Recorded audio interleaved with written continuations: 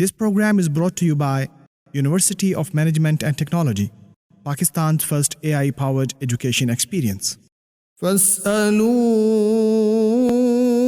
أَهْلَ الذِّكْرِ إِن كُنتُمْ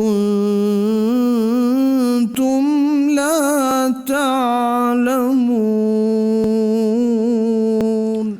بسم اللہ الرحمن الرحیم۔ السلام علیکم۔ فتویٰ اور کرنٹ ایشوز کے ساتھ میں ہوں آپ کا میزبان علی امیس اور آپ دیکھ رہے ہیں پیغام ٹیلی ویژن۔ امید کرتے ہیں آپ جہاں ہوں گے خوش ہوں گے، بخیر عافیت ہوں گے اور اپنی زندگی کو بہت ہی اچھے طریقے سے گزارتے ہوں گے۔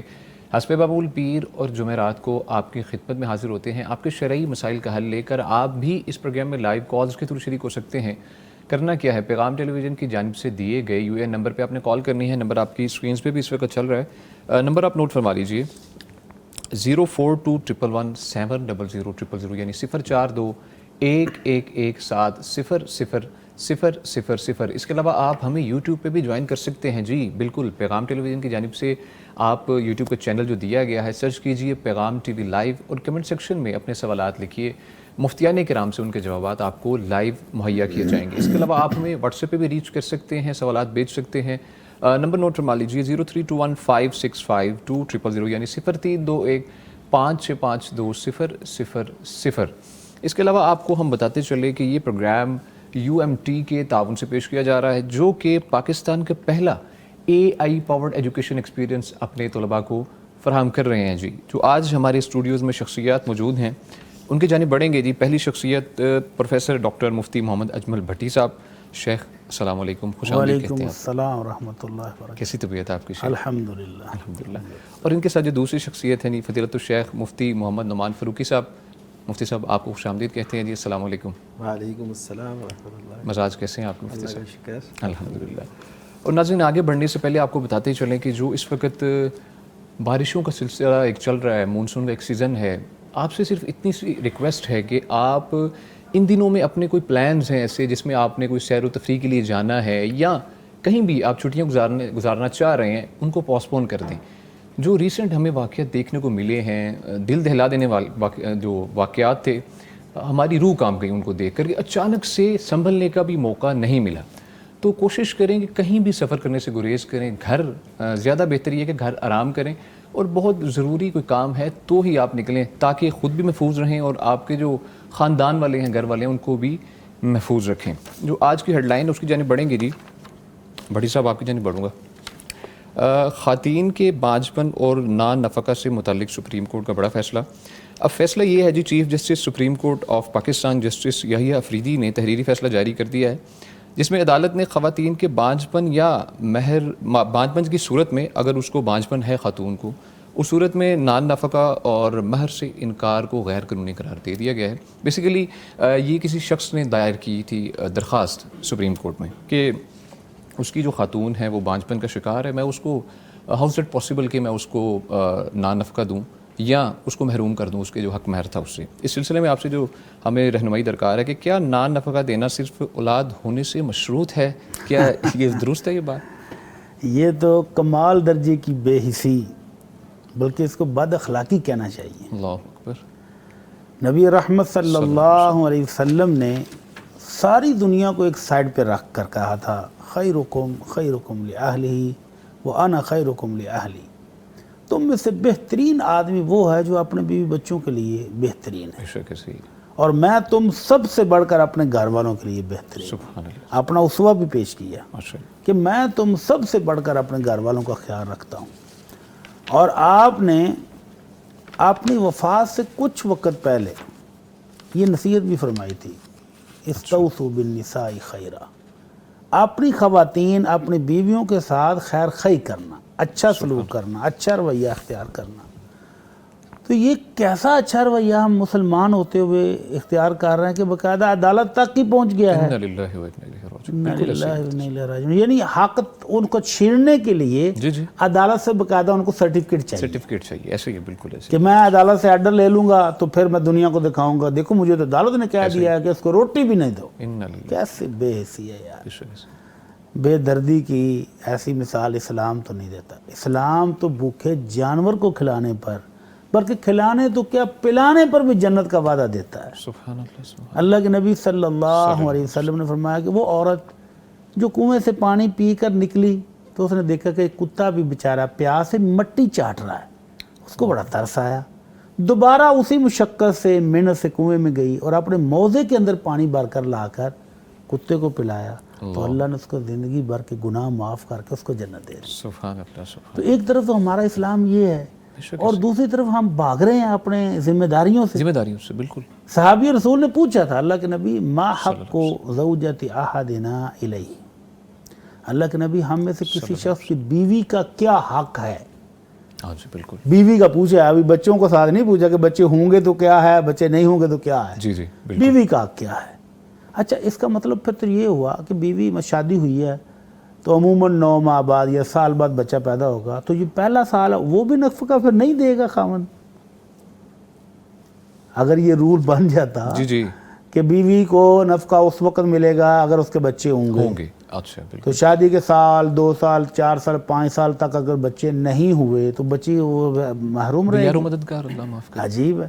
تو اللہ کے نبی سے جب صلی اللہ علیہ وسلم پوچھا گیا کہ اللہ کے نبی کی بیوی کا حق کیا ہے، تو آپ نے فرمایا ان تطعمها اذا طعمت جی وتكسوها اذا اكتسيت ولا تقبح ولا تحجر الا في البيت، کہ جب کھانا کھاؤ تو اس کو بھی کھلاؤ، اپنے کھانے کا بندوبست کر رہے ہو نا تو اس کا بھی تم نے کرنا ہے، سبحان اللہ اپنے لباس کا اہتمام کر رہے ہو تو اس کے لباس کا بندوبست بھی تم نے کرنا ہے، گرمی اور سردی کے کپڑے اس کو دینے ہیں، جی اور اگر کوئی تلخ کلامی ہو جائے تو اس کو گالی نہیں دینی، اللہ اکبر، اور اگر مسئلہ مزید بگڑ جائے تو اس کو گھر سے نہیں نکالنا، بائیکاٹ کرنا ہے، بول چال تھوڑے دن کے لیے بند رکھنی تو گھر کے اندر ہی رکھنی ہے تاکہ صلح کا امکان بھی رہے۔ تو اسلام تو اس قدر نرمی، شفقت، محبت، رواداری، احترام، اخلاقیات، ان سب کا درس دیتا ہے۔ تو یہ بھائی صاحب نے جو کیا، عدالت نے بالکل اچھا کیا کہ اس کو جرمانہ بھی کیا ہے، ہاں جی بالکل بہترین، جرمانہ بھی کیا ہے اور اس کا علاج بھی کر دیا ہے کہ آئندہ کوئی بندہ ایسی جرت کرے بھی نہ۔ ہاں بالکل یہ اسلامی لحاظ سے بھی اور پاکستانی اب قانون کے لحاظ سے بھی اب منع ہو گیا جی، کہ کسی بیوی کو صرف اس لیے محروم کرنا کہ اس کے بچے نہیں ہیں۔ بچے نہیں ہو رہے۔ یہ بچے کس کے ہاتھ میں ہیں؟ ہاں یہ للہ ملک السماوات والارض یخلق ما یشاء، یہ بچے بیٹا بیٹیاں یا مکس کر کے یا کسی کو محروم رکھنا یہ کسی انسان کا فیصلہ نہیں ہے، یہ میرے اللہ کا فیصلہ ہے۔ یہب لمن یشاء اناثا ویہب لمن یشاء الذکور، جس کو چاہتا ہے بیٹیاں دیتا ہے، جس کو چاہتا ہے صرف بیٹے دیتا ہے، اللہ جس کو چاہتا ہے وہ یزوجہم ذکرانا و اناثا، مکس کر کے دے دیتا ہے، ویجعل من یشاء عقیما، جس کو چاہتا ہے نہیں دیتا۔ بے شک یہ اس کے فیصلے ہیں، اس پر ہمیں رضامند ہونا چاہیے، بالکل راضی رہنا چاہیے۔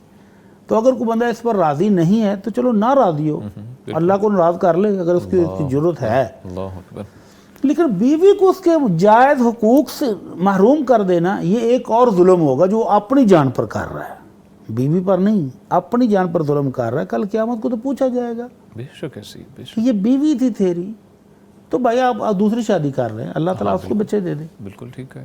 ٹھیک ہے آپ کا حق ہے دوسری شادی کر لے، تو یہ اس کو نانفقے سے محروم کرنا کسی صورت میں بھی جائز نہیں ہے۔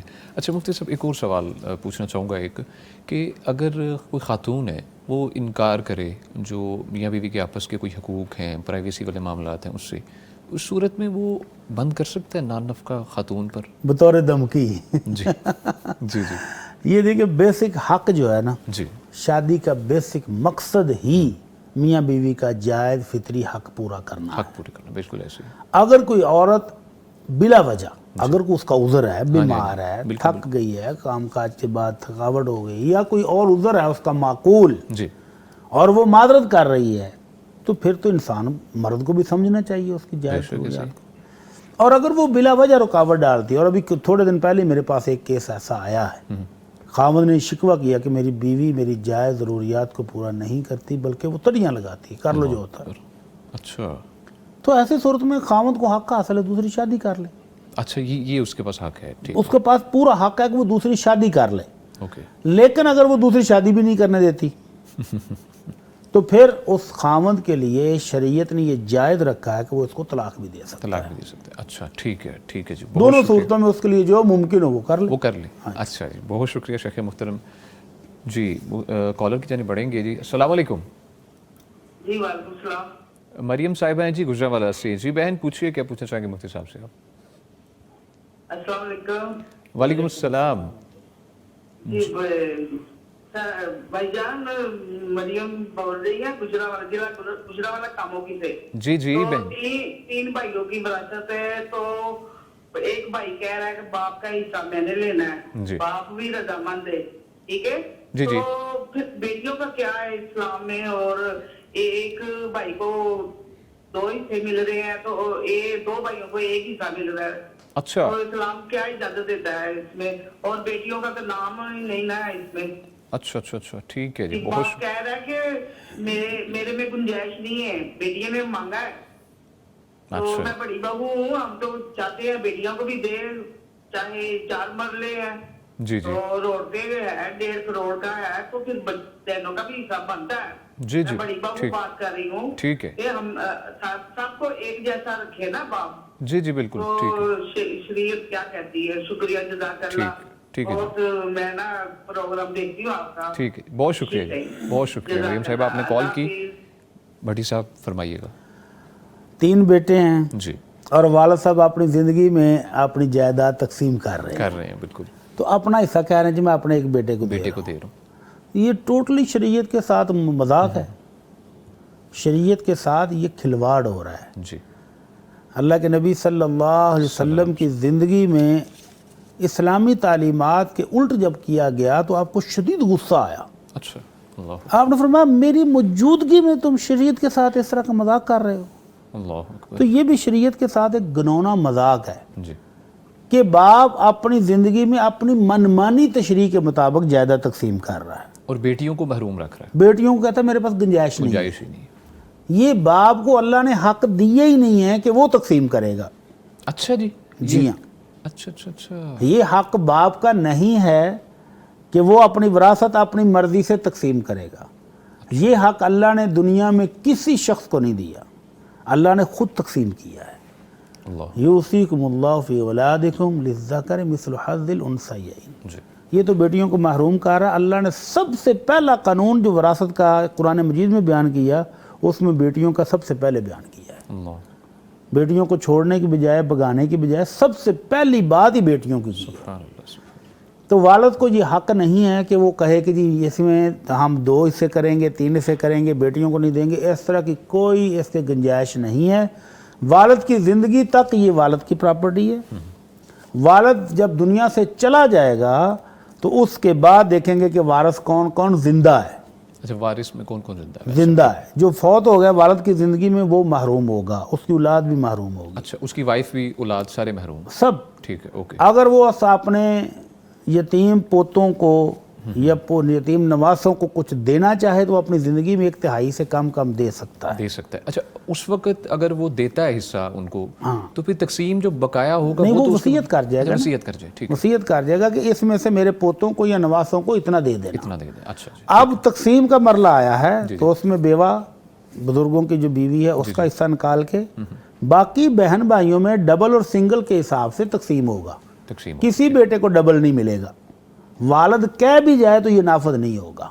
ओके, वालिद कह दे कि मेरा हिस्सा, तुम्हारा हिस्सा क्या है भाई, तुम्हारा तो फौत हो गया तो खत्म है, खत्म है ऐसे ही, आप बच्चों की है वरासत। बिल्कुल तो ठीक है। बीवी का हिस्सा निकालने के बाद बेटे को डबल और बेटी को सिंगल मिलेगा। बेटे को तो पहले डबल मिल रहा है, ऐसे ही, बिल्कुल तो तीनों भाइयों को बराबर मिलेगा और जितना भाई को देंगे उससे आधा बहन को भी देंगे। बहनों को और बहनों को महरूम रखना ये जुल्म अजीम है। अजीम है। ठीक है जी, बहुत शुक्रिया। अल्लाह ताला हमें समझ की तौफीक अता फरमाए। दूसरी हेडलाइन की जानिब बढ़ेंगे जी।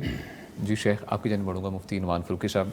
हेडलाइन ये है जी, बाप बेटी का जो वाक़या DHA में पेश आया 22 जुलाई को, जिसमें जो सुरमई रंग की गाड़ी थी जो कि रेले की नज़र हो गई। अपने घर से निकले, अपनी बेटी को ड्रॉप करने के लिए निकले, तो हुआ ये कि जी फंस गई गाड़ी, किसी तरीके से बंद हो गई और वो देखते ही देखते पानी उसको अपने साथ बहा ले गया।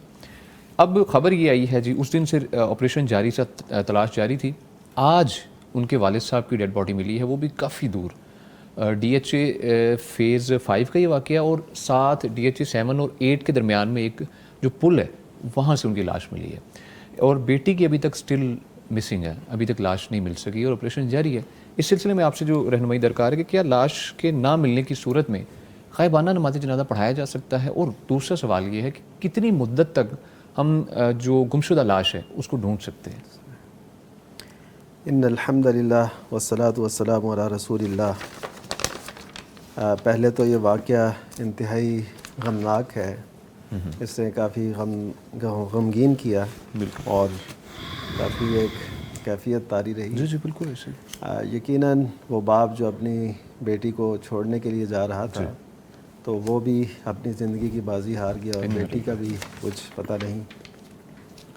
تو ایسی صورتحال میں جو آپ کا بنیادی سوال ہے، پہلے تو یہ کہ جو لوگ اس حالت میں ڈوب کے مر جائیں انہیں کہتے ہیں عربی میں غریق.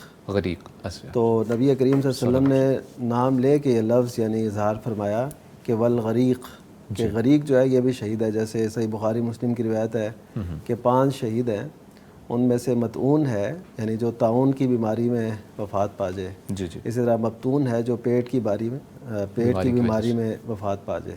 اور اسی طرح غریق ہے کہ جو ڈوب کے وفات پا پانی میں غرق ہو جائے. تو اس کا یہ مطلب ہے کہ ہم عموماً یہ جو سمجھ لیتے ہیں نا کہ اچھا اس کی ایسے وفات ہوئی، پتہ نہیں اس کا آگے کیا معاملہ ہوگا، تو ہم یہ ذہن میں رکھیں ان کے بارے میں، یہ ہوں یا ہمارے دیگر جو ڈوب جاتے ہیں کسی بھی طریقے سے. پچھلے دنوں بھی ایسے ہوا. جی بالکل. تو ہم سمجھ رہے ہوتے ہیں پتہ نہیں وہ کیا، لیکن غریق وہ ان میں شامل ہیں جن کو اللہ تعالیٰ نے شہداء کے اعزاز سے نوازا ہے. اچھا ٹھیک. جی یعنی یہ شہداء کی اقسام میں شامل ہیں یہ لوگ جو ایسے. اور اسی طرح جو کسی دیوار کے نیچے آ کے منہدم یعنی انہدام ہو جائے کسی بھی چیز کے گرنے سے وہ چلے جائے، تو یہ یعنی ان کے لیے یہ اعزازی موت ہے.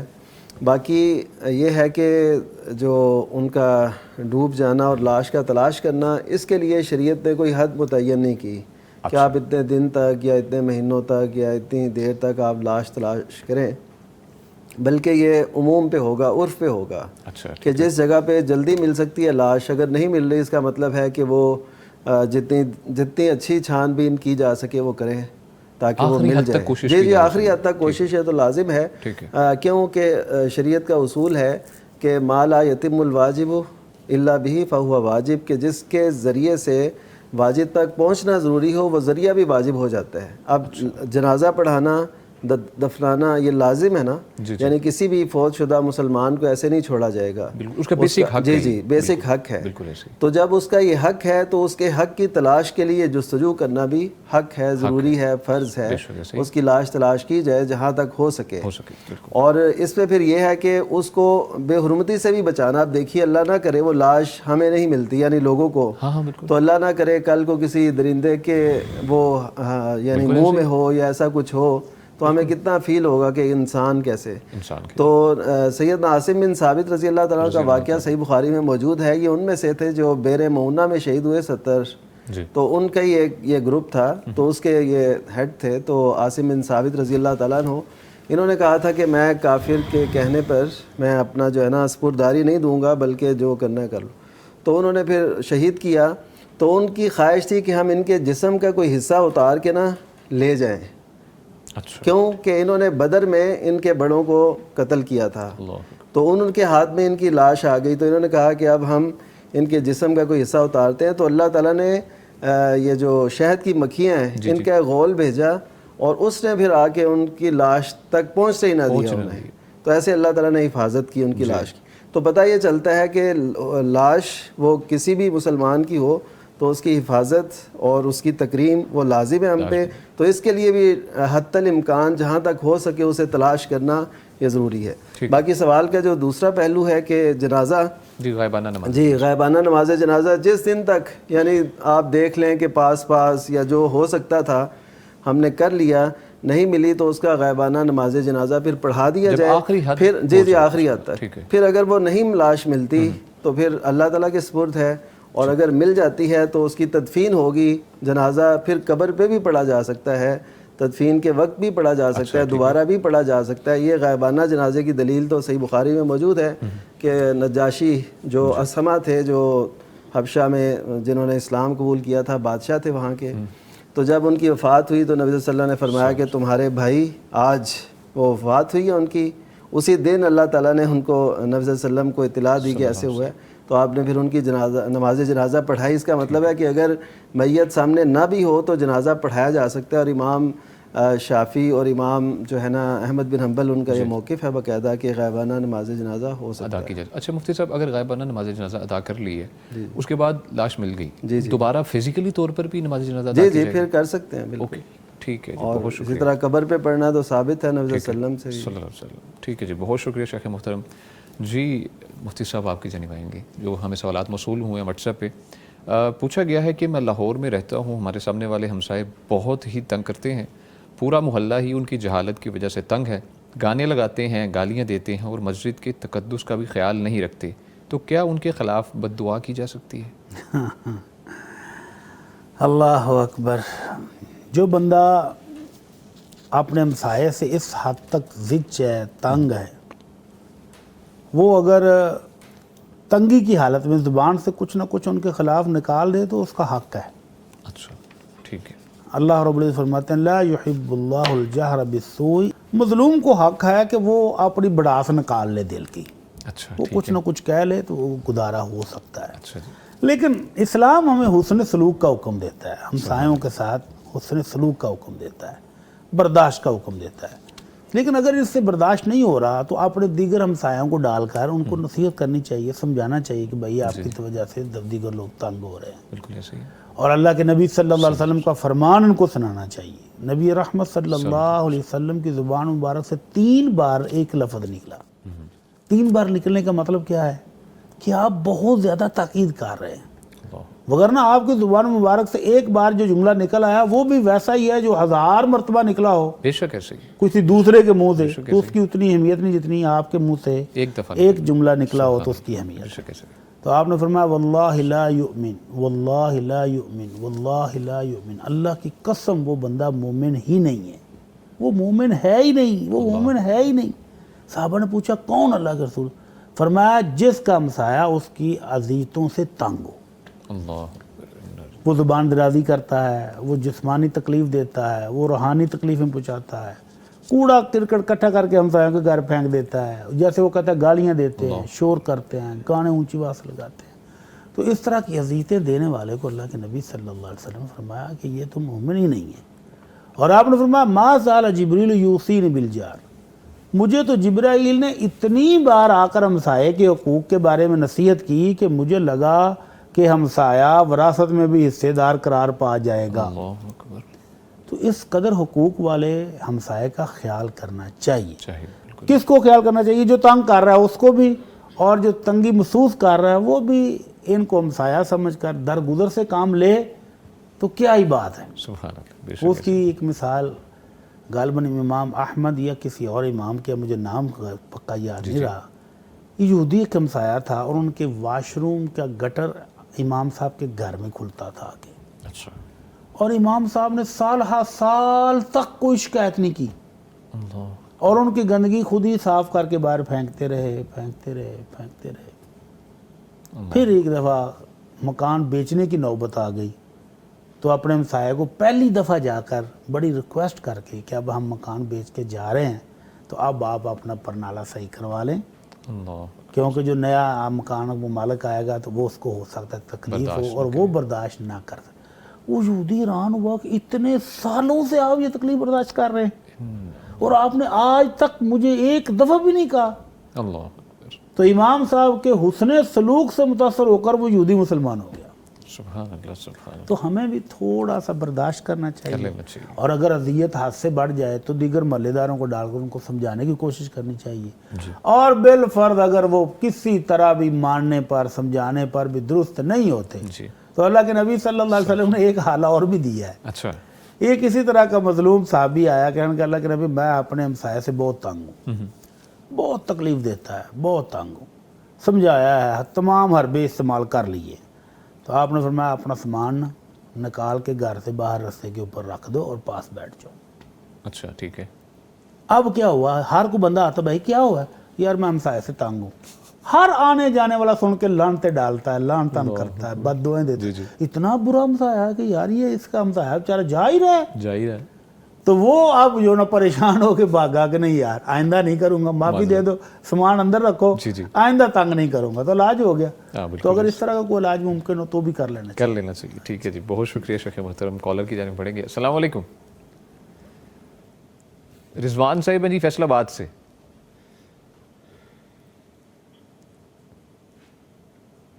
رضوان صاحب آپ سن پا رہے ہیں؟ جی جی جی سر. جی سر کیسے ہیں جی آپ؟ اللہ کا شکر سر. آپ سنائیں ٹھیک ہے بھائی؟ جی الحمدللہ اللہ کا شکر. پوچھیے کیا پوچھنا چاہیں گے مفتی صاحب سے؟ سر میرا مفتی صاحب سے ایک سوال ہے. میرا بیٹا ہے جی اس کا نام ہے عبداللہ. اچھا. اس کے یہ نا کان کے اوپر جو ہے نا جو اوپر والی سائڈ سے نا یعنی کہ ماتھے پہ ماتھے کی جو ہوتی ہے نا قلم جی جی پر نا ماشاءاللہ لکھا ہوا اللہ. اچھا ماشاءاللہ. اور سینے کے اوپر لکھا ہوا محمد. ماشاءاللہ دونوں لفظ جو ہے نا صاف ہوتے ہیں. اچھا. اس کے بارے میں پوچھنا چاہتا تھا مفتی صاحب سے. ٹھیک ہے جی. بہت شکریہ رضوان صاحب آپ نے کال کی. جی مفتی صاحب آپ کی جانب بڑھوں گا. نعمان فاروقی صاحب. جی اگر ظاہر ہے جیسے یہ بتا رہے ہیں تو ہم ظاہر ہے ان کے کہنے پہ یقین رکھیں گے کہ ایسا ہے. جی تو اللہ تعالیٰ کسی بھی ذریعے سے ایسے اظہار یعنی اپنے معجزات کا اظہار وہ کرتا رہتا ہے, دکھاتا رہتا ہے. جی کہ اس کا نام کہیں کسی درخت میں لکھا باقاعدہ طور پہ نظر آ رہا ہوتا ہے, بعض اوقات پتھروں پہ ایسا. تو اگر یہ ثابت ہوں یعنی یقین سے ہم یہ کہہ سکیں تو ہم یہی کہیں گے کہ یہ کسی بچے کے اچھا ہونے کی ایک علامت ہے. اچھا. اور اللہ تعالیٰ ایسے اظہار کرتا ہے. اور یہ صرف انسانوں پہ نہیں, بعض اوقات کسی چیز پہ بھی نظر آتا ہے. ویسے تو کئی تو فیک ہوتے ہیں, میں ان کی بات نہیں کر رہا. ویسے نام جو ایسے لکھے ہوتے ہیں جی جی تو فیک بھی ہوتے ہیں ان میں سے, جو خصوصاً ویڈیوز بنائی گئی ہوں یا ایسا کچھ. لیکن یہ تو کہہ رہے ہیں. جی جی بالکل. تو ہم یہی خیال رکھیں گے اس حوالے سے کہ یہ کوئی اچھا بچہ ہوگا, نیک ہوگا انشاءاللہ, تو اس کے ایسا کوئی اظہار ہے. تو اس کو اس چیز سے بچانا ہے کہ یہ یعنی لوگ اس سے کچھ ایسے فائدے اٹھانے لگ جائیں یا یہ سمجھیں کہ یہ کوئی ایسی انوکھی ہستی ہے جو دنیا میں آئی ہے یا ایسا کچھ. اس سے ضرور اسے بچانا چاہیے. اور ایک نارمل سی ایک زندگی جیسے لائف گزارتے ہیں ایسے گزاریں, اس کی اچھی تربیت کریں, اللہ تعالیٰ بہتر فرمائے. ٹھیک ہے. بھٹ صاحب فرمائیے گا آپ بھی, آپ نے سنا تھا سوال. ہاں جیسے شیخ صاحب فرما رہے ہیں نا کہ بعض دیگر چیزوں پر بھی نام لکھا ہوا آ جاتا ہے. جی جی بالکل. ہم مدرسے میں پڑھتے تھے تو ہمارے پاس ایک بڑا پارک ہے جہاں مختلف قسم کے درخت ہیں. اچھا. تو ہم اسٹوڈنٹ شام کے ٹائم مسواکیں اتار کے لے آتے تھے. اچھا ٹھیک ہے. آپ مسواک اتارنے کے لیے جو چاقو جو چھری تھی نا, اسی درخت کے چھلکے کے اوپر مختلف اسٹوڈنٹ اپنا نام لکھ دیتے تھے. اچھا جی. کھود دیتے تھے چھلکے کو اتار. آپ وہ چھلکا جتنا اتارا ہے نا, اگر کسی کا نام محمد ہے تو اس نے بڑا سارا محمد لکھا, چھلکا اتار دیا. اب سائڈوں سے جب چھلکا اس کو پر کرنے کے لیے ابھرتا ہے نا تو وہ ایک بالکل ایسے سیم نام ابھر کے باہر آ جاتا ہے. اب جس بندے نے اس کو کھودتے ہوئے نہیں دیکھا نا, وہ دیکھے وہ درخت کے اوپر نام لکھا ہوا ہے. اللہ اکبر. اس کے لیے تو یہ بہت بڑا انوکھا واقعہ ہوگا. بالکل ایسے ہی. اور جن اسٹوڈنٹ کا ہر روز کا کام تھا ان کو پتا تھا کہ یہ میری خود کی حرکت ہے. جی بالکل ایسے ہی. تو اسی طرح اللہ تعالیٰ اس بچے کو صحت اور تندرستی دے. اگر واقعتاً لکھا ہوا ہے, جی جیسے شیخ نے کہا کہ ہم حسن ظن رکھتے ہیں, بالکل ایسے ہی, تو اللہ کا شکر ادا کریں. اس میں پبلسٹی کی کوئی بات نہیں ہے کہ آپ اس کو پیر صاحب بنا کر بٹھا دیں اور لوگ آ جائیں تبرک لینے کے لیے. اللہ اکبر. بالکل. اب ساشے پیک میں پیر صاحب بھی تو آ رہے ہیں نا, چھوٹے چھوٹے پیر بنا کے, تو لوگ ان کے پاؤں چوم رہے ہیں, ہاتھ چوم رہے ہیں, نذرانے آ رہے ہیں. اگر بھائی صاحب کی نیت بھی اس طرح کی ہے تو بہت خطرناک مسئلہ ہے. ٹھیک ہے. اللہ سے ڈرنا چاہیے. جی. اور اگر واقعتاً ایسا ہے تو اللہ کا شکر ادا کرنا چاہیے, اس سے زیادہ کچھ نہیں. ٹھیک ہے جی. بہت شکریہ شیخان محترم, آپ نے تفصیلی جواب دیا. ناظرین آپ کے سوالات اور کالز کا سلسلہ جاری ہے. ملتے ہیں چھوٹی سی بریک کے بعد. ویلکم بیک جی. گفتگو کا سلسلہ آگے بڑھاتے ہیں. آپ کو بتاتے چلیں کہ آپ اس پروگرام میں لائیو کالز کے تھرو شریک ہو سکتے ہیں. کرنا کیا ہے, پیغام ٹیلی ویژن کی جانب سے دیے گئے UAN نمبر پہ آپ نے کال کرنی ہے. نمبر نوٹ فرما لیجئے 042117000000 یعنی 042111170000. اس کے علاوہ آپ ہمیں یوٹیوب پہ بھی جوائن کر سکتے ہیں. پیغام ٹی وی لائیو سرچ کیجیے اور کمنٹ سیکشن میں اپنے سوالات لکھیے. مفتیان کرام سے ان کے جوابات آپ کو مہیا کیے جائیں گے. اس کے علاوہ آپ ہمیں واٹس ایپ پہ بھی ریچ کر سکتے ہیں. نمبر نوٹ فرما لیجیے 0321565200 یعنی 0321565200. آپ کو یہ بتاتا چلوں کہ واٹس ایپ پہ جو میسیجز آپ بھیجیں گے انشاءاللہ ان کو نیکسٹ پروگرام میں ہم ڈسکس کریں گے, یا وہاں پر ہی آپ کو جواب مفتیان کرام دے دیں گے. آپ کی جانب سے جو سوالات موصول ہوئے ہیں ہمیں یوٹیوب پہ, ان کی جانب بڑھیں گے. بھٹی صاحب آپ کی جانب بڑھوں گا. شیخی ملک لکھتی ہیں جی السلام علیکم. وضو کرتے ہوئے بسم اللہ بھول جائے، اگر وضو کے درمیان میں یاد آ جائے تو کیا شروع سے وضو کرنا چاہیے یا پھر وہیں سے ہی بسم اللہ پڑھ لینی چاہیے؟ ہاں جی، بسم اللہ وضو سے پہلے پڑھنی چاہیے، اور اگر بندہ بھول گیا ہے تو جہاں یاد ہے وہیں پڑھ لے. وضو کو دوبارہ سے دہرانے کی ضرورت نہیں ہے، وضو تو ٹھیک ہے. اگر کوئی بندہ بالکل بھی نہ پڑھے، بھول گیا ہے تو وضو تو اس کا پھر بھی ٹھیک ہے. اچھا، پھر بھی وضو بالکل ٹھیک ہے اس کا. بسم اللہ اگر پڑھنی چاہیے یاد ہو تو. جی بالکل. اگر وہ بھول گیا ہے، بسم اللہ پڑھے بغیر اس نے وضو کر لیا ہے تو وضو اس کا بالکل ٹھیک ہے. ٹھیک ہے. تو اس طرح اگر اس کو درمیان میں یاد آ جاتا ہے تو وہیں پر پڑھ لے بسم اللہ. کوئی اچھا جی، ٹھیک ہے جی، بہت شکریہ مفتی صاحب. مفتی نعمان فاروقی صاحب، پوچھا ہے کہ عشاء کی نماز کیا تہجد کے وقت پڑھی جا سکتی ہے؟ شکیم علی پوچھتی ہیں. جی دیکھیے، عشاء کی نماز کا جو وقت ہے نا وہ ہے آدھی رات تک. اچھا ٹھیک ہے، کیونکہ راتیں بڑی چھوٹی ہوتی رہتی ہیں. شریعت نے، نبی کریم صلی اللہ علیہ وسلم نے اس کی یہ رہنمائی فرما دی ہے الا نصف اللیل، آدھی رات تک اس کا وقت ہے. اب آدھی رات بنے گی کب؟ وہ بنے گی مغرب سے لے کے فجر کے طلوع ہونے تک، یعنی فجر کی اذان کا جب وقت ہو وہاں تک، اور مغرب سے لے کے اس پوری رات کو گھنٹے آپ گن لیں یا جتنے بنتا ہے ٹائم، تو اس کو 2 حصوں میں تقسیم کریں. جو پہلی آدھی رات ہے یہاں تک عشاء کی نماز کا وقت ہو سکتا ہے. تو باقی جو مرد حضرات ہیں انہیں تو جماعت کے ساتھ ہی پڑھنی چاہیے. اچھا ٹھیک ہے. جو خواتین ہیں وہ یہاں تک پڑھیں گی تو وہ ادا ہے. اس کے بعد اگر پڑھے گی، عموماً ہمارے ہاں سمجھا جاتا ہے جی 12 بجے تک عشاء کا وقت ہے، حالانکہ وہ سردیوں گرمیوں میں آج کل جیسے 12 بجے تک نہیں ہے، بلکہ اس سے کم ہے ذرا. اچھا کم ہے اس سے؟ جی اس سے ذرا کم ہے. گرمیوں میں یعنی 12 بجے نہیں ہوتا بلکہ 11 بجے بھی ہو جاتا ہے، اس سے کم بھی ہو جاتا ہے. آج کل فجر کا وقت کچھ 3:30 بجے. جی تو یہ 11 تقریباً 11:30 کے لگ بھگ بنتا ہے آج. تو لوگوں میں یہی مشہور ہے. آدھی رات چونکہ 12 سمجھتے ہیں 12 بجے، تو وہ یہی کہتے اور سمجھتے ہیں. تو بس یہ آخری لیمٹ اس کی آدھی رات ہے، اور آدھی رات کا میں نے آپ کو بتا دیا. تو جو اس کے بعد پڑے گا وہ قضا ہوگی، وہ ادا نہیں ہوگی. جو آدھی رات کے بعد پڑے گا. جی اچھا، یہ خاتون کے لیے آپ بتا. جی خاتون ہو یا مرد، دونوں کے لیے. وہ مرد کے لیے صرف میں نے یہ بتایا کہ وہ نماز با جماعت کا اہتمام کرے. یعنی ہو سکتا ہے نا لازمی کسی کے ذہن میں یہ ہے جی عشاء کو مؤخر کر کے پڑھنا چاہیے، تو وہ جماعت چھوڑ دے اس نیت سے. ہاں بالکل ایسے. تو جماعت پہ شامل ہونا یہ لازم ہے. یہ جو فضیلت ہے یہ آپ اکیلے کے لیے نہیں ہے، بلکہ اگر ٹھیک کوئی جماعت رہ گئی ہو تو سارے لوگ چلیں، جتنی تاخیر سے پڑھ لیں وہ ٹھیک ہے. لیکن ایک شخص کے لیے ایسا نہیں کرنا چاہیے کہ وہ جماعت چھوڑ کے اس ثواب کو لینے کے لیے آگے بڑھے. تو باقی جو خواتین ہوں یا مرد ہوں، آدھی رات تک وہ نماز ادا ہوگی، اس کے بعد پھر وہ قضا ہو جائے گی. تو یہ ہے. ٹھیک ہے جی، بہت شکریہ مفتی صاحب. کالر کی جانب بڑھیں گے. السلام علیکم. احسن علی صاحبہ جی لاہور سے. سر کیسے ہیں جی آپ؟ جی میں بالکل ٹھیک ٹھاک ہوں جی. سب سے پہلے تو آپ کو السلام علیکم. وعلیکم السلام. تو میں نے مفتی صاحب سے بس میری یہ گزارش کی کہ میں نے بہت ڈاکٹر نے کہا تو بھی میں نے کروایا آپریشن، تو سب کچھ کلیئر ہونے کے باوجود بھی مجھے نظر نہیں آ رہا. تو دعا کر دیں. میرے پاس لاسٹ چانس تھا کہ مجھے نظر آتا لیکن نہیں آیا. اللہ اکبر. بس آپ میں چاہتا ہوں کہ دعا کہ امید ہے آ جائے. کنفرم ڈاکٹر کہتے ہیں تو دعا کر دیں. اور کوئی وظیفہ بھی میں پڑھتا رہوں تاکہ صبر بنا رہے میرا، صبر ٹوٹ رہا ہے.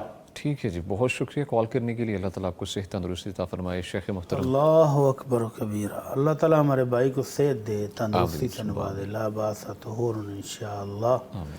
صبر میں بہت بڑا اجر ہے میرے بھائی. اللہ رب العزت فرماتے ہیں انما یوفی الصابرون اجرہم بغیر حساب. اللہ صبر کرنے والوں کو تو بغیر حساب کتاب کے اجر و ثواب عطا فرمائے گا. سبحان اللہ. تو جس کی آنکھیں اللہ تعالیٰ بینائی لے لے اور وہ اس پر صبر کر لے تو یہ تو جنت میں جانے کا ایک آسان ترین طریقہ بن جاتا ہے. تو اللہ تعالیٰ جس کی آنکھیں لے لے اور وہ صبر کرے، اللہ اس کو جنت کے سوا کچھ بھی نہیں دیں گے. جنت ہے اس کا اجر و ثواب ہے ہی جنت. تو اللہ تعالیٰ آپ کو حوصلہ بھی دے، صبر بھی دے. تو آپ درود شریف پڑھا کریں جب بھی تھوڑا سا بے حوصلہ ہونا، دل گھبرانا شروع ہو جائے، درود شریف پڑھا کریں محبت کے ساتھ. اللہ کی 10 رحمتیں آئیں گی ایک دفعہ درود شریف پڑھنے سے. ایک دفعہ درود شریف 10 رحمتیں ہوں گی, 10 درجے بلند ہوں گے, 10 گناہ معاف ہوں گے, 10 نیکیاں ملیں گی. تو اتنے انعامات ہیں درود شریف کے. تو آپ جب بھی دل گھبرائے, پریشان ہو, تو محبت کے ساتھ درود شریف پڑھنا شروع کر دیں. اللہ تعالیٰ آپ کو صحت اور تندرستی سے نوازے. آمین. جی بہت شکریہ مفتی صاحب. جو ہمیں سوالات موصول ہوئے ہیں یہاں پر یوٹیوب پر ان کی جانب بڑھیں گے. مفتی نعمان فاروقی صاحب, مفتی صاحب پوچھا گیا ہے جی السلام علیکم. سب سے پہلے تو انہوں نے کہا ہے بھٹی صاحب سے کہیں کہ میری دونوں ماموں کے لیے دعا کر دیں. عائشہ صاحبہ لکھتی ہیں کہ ان کی شادی نہیں ہو رہی, جہاں بھی رشتہ کرتے ہیں نہیں ہوتا, پلیز ان کے لیے دعا کر دیں اور دعا بھی بتا دیں, میری ماما بہت پریشان رہتی. ہاں جی, درود شریف پڑھیں, دل لگا کے پڑھیں جی اور ساتھ دعا کریں. اللہم رحمتک ارجو جی فلا تکلنی الی نفسی طرفۃ عین واصلح لی شأنی کلہ لا الہ الا انت. جی اس کا دعا کا مطلب یہ ہے کہ اللہ ایک لمحے کے لیے بھی مجھے میرے نفس کے حوالے نہیں کرنا, اللہ اپنی رحمت کے حوالے کر لے. بے شک ایسے. اللہ تیری رحمت کا سوال کرتا ہوں, اللہ اپنی رحمتوں سے نوازے. تو یہ دعا پڑھیں, اللہم رحمتک ارجو فلا تکلنی الی نفسی طرفۃ عین واصلح لی شأنی کلہ لا الہ الا انت. اے اللہ میرے تمام معاملات اپنی مہربانی سے, اپنی رحمت سے درست فرما دے. تو اللہ انشاءاللہ درست فرما دیں گے انشاءاللہ. جی بہت شکریہ مفتی صاحب. ابو بکر ابو سر لکھتے ہیں جی السلام علیکم, مفتی عبدالولی خان صاحب کیوں نہیں آ رہے, ان کی طبیعت ٹھیک ہے نا؟ جی آپ کو بتاتے چلیں جی ہمارے شیخ جو مفتی عبدالولی خان صاحب ہے جو ہمارے ساتھ تھرو آؤٹ دا وے ساتھ تھے, اس وقت وہ عمرے پہ گئے ہوئے ہیں. ان کی طبیعت الحمدللہ بالکل بہترین ہے. عمرہ ادا کرنے کی گھر سے ماشاءاللہ وہ گئے ہوئے ہیں. ان سے ہم نے دعاؤں کی اپیل کی تھی, تمام دیکھنے والوں کے لیے بھی بولا تھا کہ سب کے لیے دعا کیجیے گا. تو انشاءاللہ جب واپس آئیں گے تو ہمیں ری جوائن انشاءاللہ کریں گے. اور آپ کی جانب سے جو سوالات بھیجے گئے ہیں اس کی جانب بڑھیں گے. مفتی نعمان فاروقی صاحب, شکی ملک صاحبہ لکھتی ہیں اگر ایک آدمی کو کوئی قتل کر دیتا ہے جس کا ذہنی توازن ٹھیک نہیں, اب وہ صلح کرنا چاہتے ہیں کہ اتنی زمین لے لو یا پھر اتنے پیسے لے لو تو ہم سے صلح کر لو اور بدلہ معاف کر دو جو قتل ہوا ہے. یہ جو قاتل ہے اس کا ذہنی توازن ٹھیک نہیں ہے, مقتول کا ایسا کوئی واضح ہے؟ یہ واضح نہیں ہے, لیکن یہ کہ ایک آدمی کوئی آدمی قتل کر دیتا ہے, جس کو قتل کیا ہے نا اس کا ذہنی توازن درست نہیں تھا. صحیح. بہرحال جان تو وہ بھی ہے, جی اس کا بھی اتنا ہی وہ ہے جتنا ایک عام انسان کا ہے, تو اس کی قدر و منزلت اسی طرح ہے جان کے حوالے سے. اگرچہ وہ خود مکلف نہیں ہے, لیکن اس کو اگر کوئی قتل کر دیتا ہے تو ظاہر ہے وہ اسی طرح قصاص یا دیت جو بھی ہے, یہ دیت کی انہیں پیشکش کر رہے ہیں, تو دیت ان کو قبول کر لینی چاہیے کہ دیت لے لیں اور وہ بھی عہدہ برا ہو جائے اپنے اس ذمے سے جو ان کے ذمے آ گیا ہے کسی بھی وجہ سے.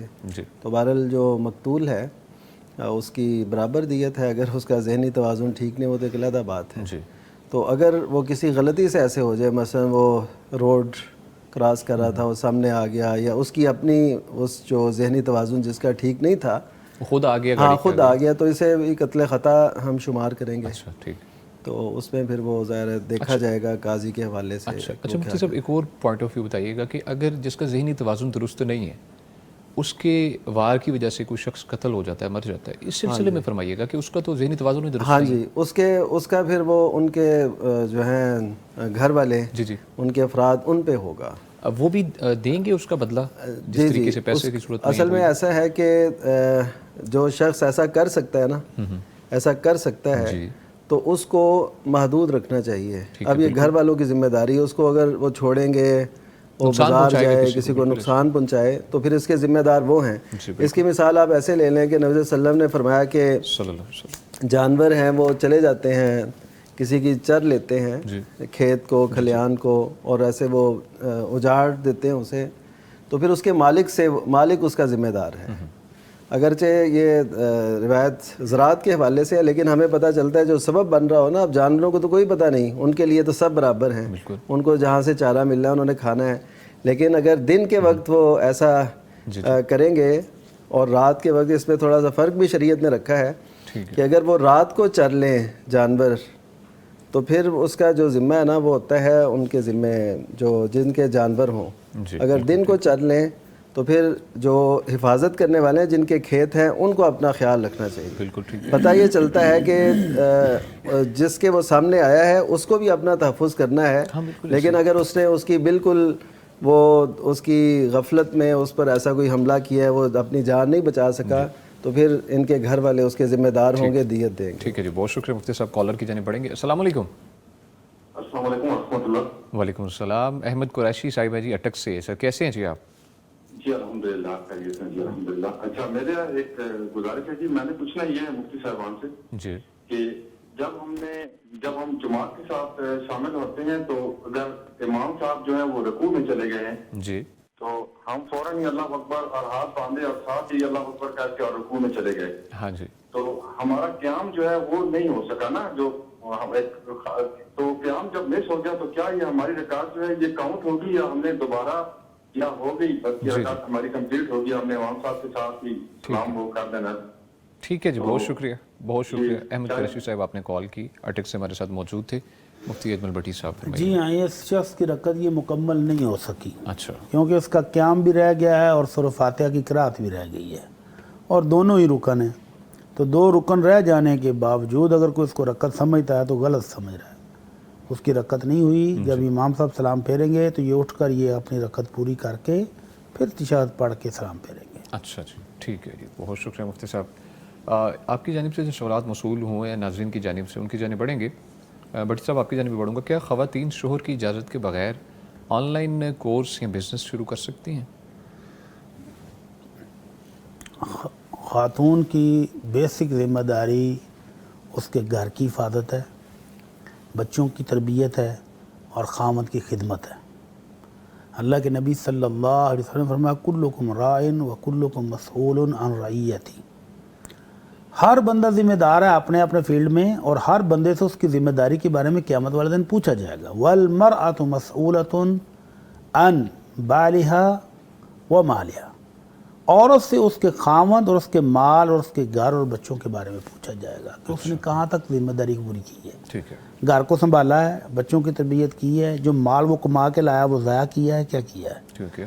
تو یہ ہے اس کی بیسک ذمہ داری. آن لائن بزنس کرنا یا کوئی کورس کرنا یا ٹیچنگ کرنا یا خود سیکھنا, یہ ساری چیزوں کی اگر اس کو ضرورت ہے تو اس کو خامد سے مشورہ, چلو اجازت نہ کہیں, مشورے کی حد تک پوچھ لینا چاہیے. جی بالکل ایسے ہی, تاکہ وہ جو گھر کے ذمہ داریوں کو وہ سائڈ پر رکھ کے جو ٹائم ادھر دے گی, کل خامد کو پتہ چلے کہ یہ تو گھر کو توجہ نہیں دے رہی, گھر کے معاملات ڈسٹرب ہو رہے ہیں. تو کیوں ہو رہے ہیں جی, وہ سارا ٹائم تو وہ آن لائن چلا جاتا ہے. بالکل ایسے ہی. تو پھر لڑائی جھگڑا بڑھے گا, پھر فساد ہوگا, پھر خامد کے ساتھ لڑائیاں ہوں گی. تو اس سے بہتر ہے کہ اس سے اجازت یا مشورہ کر کے رضامندی سے اگر کیا جائے تو بہت اچھا ہے. ٹھیک ہے. اور اگر خامد منع کر دے تو منع ہو جانا چاہیے. منع ہو جانا چاہیے, اس پہ بالکل بضد نہیں ہو جانا چاہیے. ہاں بضد نہیں ہونا چاہیے. ٹھیک ہے جی, ہمارے ایک دوست وہ مجھ سے مسئلہ پوچھ رہے تھے. کہتے ہیں کہ وہ ایک دن جلدی میں تھے کہ میں نے کہا خیریت, تو کہتے ہیں وہ نا مسز نے کہیں آن لائن کاروبار کوئی شروع کیا تھا تو اسے فراڈ ہو گیا اتنا. اچھا.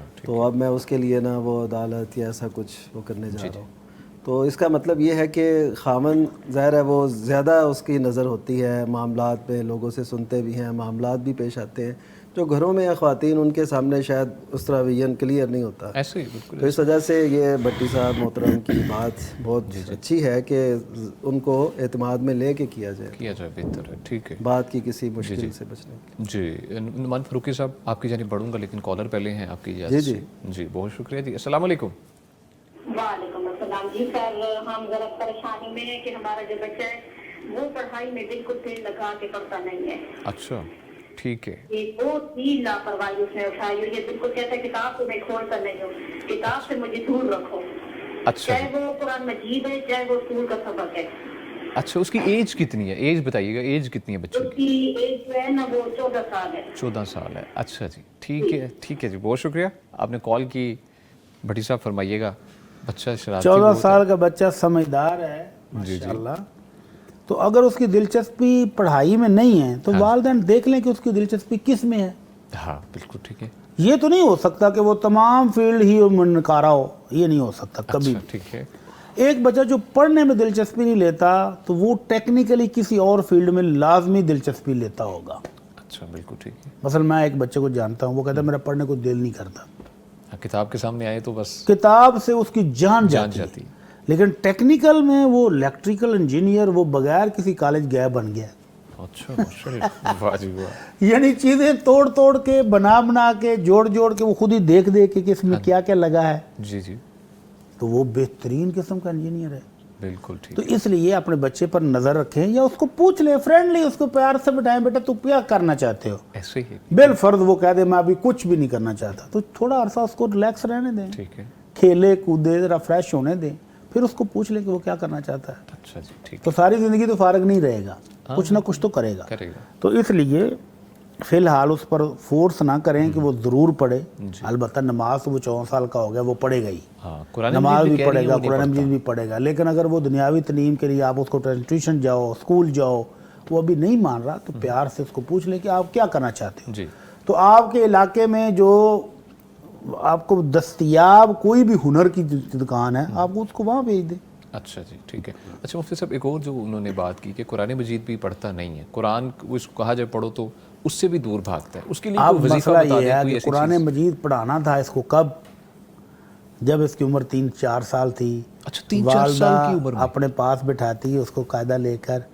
आप देखें कि यूरोप में वो बच्चे अभी बिल्कुल गूं गूं गूं करते होते हैं, वालिद कोई ना कोई बुक लेकर उसके पास बैठा होता है और वो पिक्चर वाली बुक बच्चे जो है वो गूं गूं गूं करके पढ़ रहे होते हैं। तो हमारे यहाँ 14 साल के बच्चे को कुरान मजीद पढ़ाएंगे। कम से कम 3-4 साल का जब वो बोलना शुरू हो गया, बातें करना शुरू हो गया, उसको खुद घर में छोटे छोटे अल्फाज के साथ कुरान मजीद पढ़ाना शुरू कर देते, तो 5-6 साल की उम्र में बच्चा कुरान मजीद पढ़ जाता है। अच्छा, और अगर अभी तक नहीं पढ़ सका तो आप प्यार से पढ़ाएं। आप मसाजिद में अब सख्ती करें ना। अभी देखिए वो हादसा जो हुआ है, ऐसे ही बिल्कुल ऐसे ही। फिर वालिदैन कहते हैं मदरसे वालों को जाकर भी हड्डियाँ हमारी हैं, गोश्त तुम्हारा है। बिल्कुल ऐसे। तो फिर इस तरह के हाथ से जन्म लेते हैं। ऐसी बिल्कुल नहीं करना चाहिए। बिल्कुल बच्चे को प्यार से शफकत से समझाएं और पढ़ाएं। बिल्कुल, अल्लाह ताला बच्चे को भी हिम्मत और तौफीक दे। आमीन जी। बहुत शुक्रिया मुफ्ती साहब। मुफ्ती नुमान फ़ारूकी साहब आपकी जानिब बढ़ेंगे। अगेन कॉलर हैं, उनकी जानिब आपकी इजाज़त से बढ़ना चाहूँगा जी। बहुत शुक्रिया जी। अस्सलाम वालेकुम। अस्सलाम वालेकुम। वालेकुम अस्सलाम। अहमद कुरैशी साहिब हैं जी अटक से। जी सर।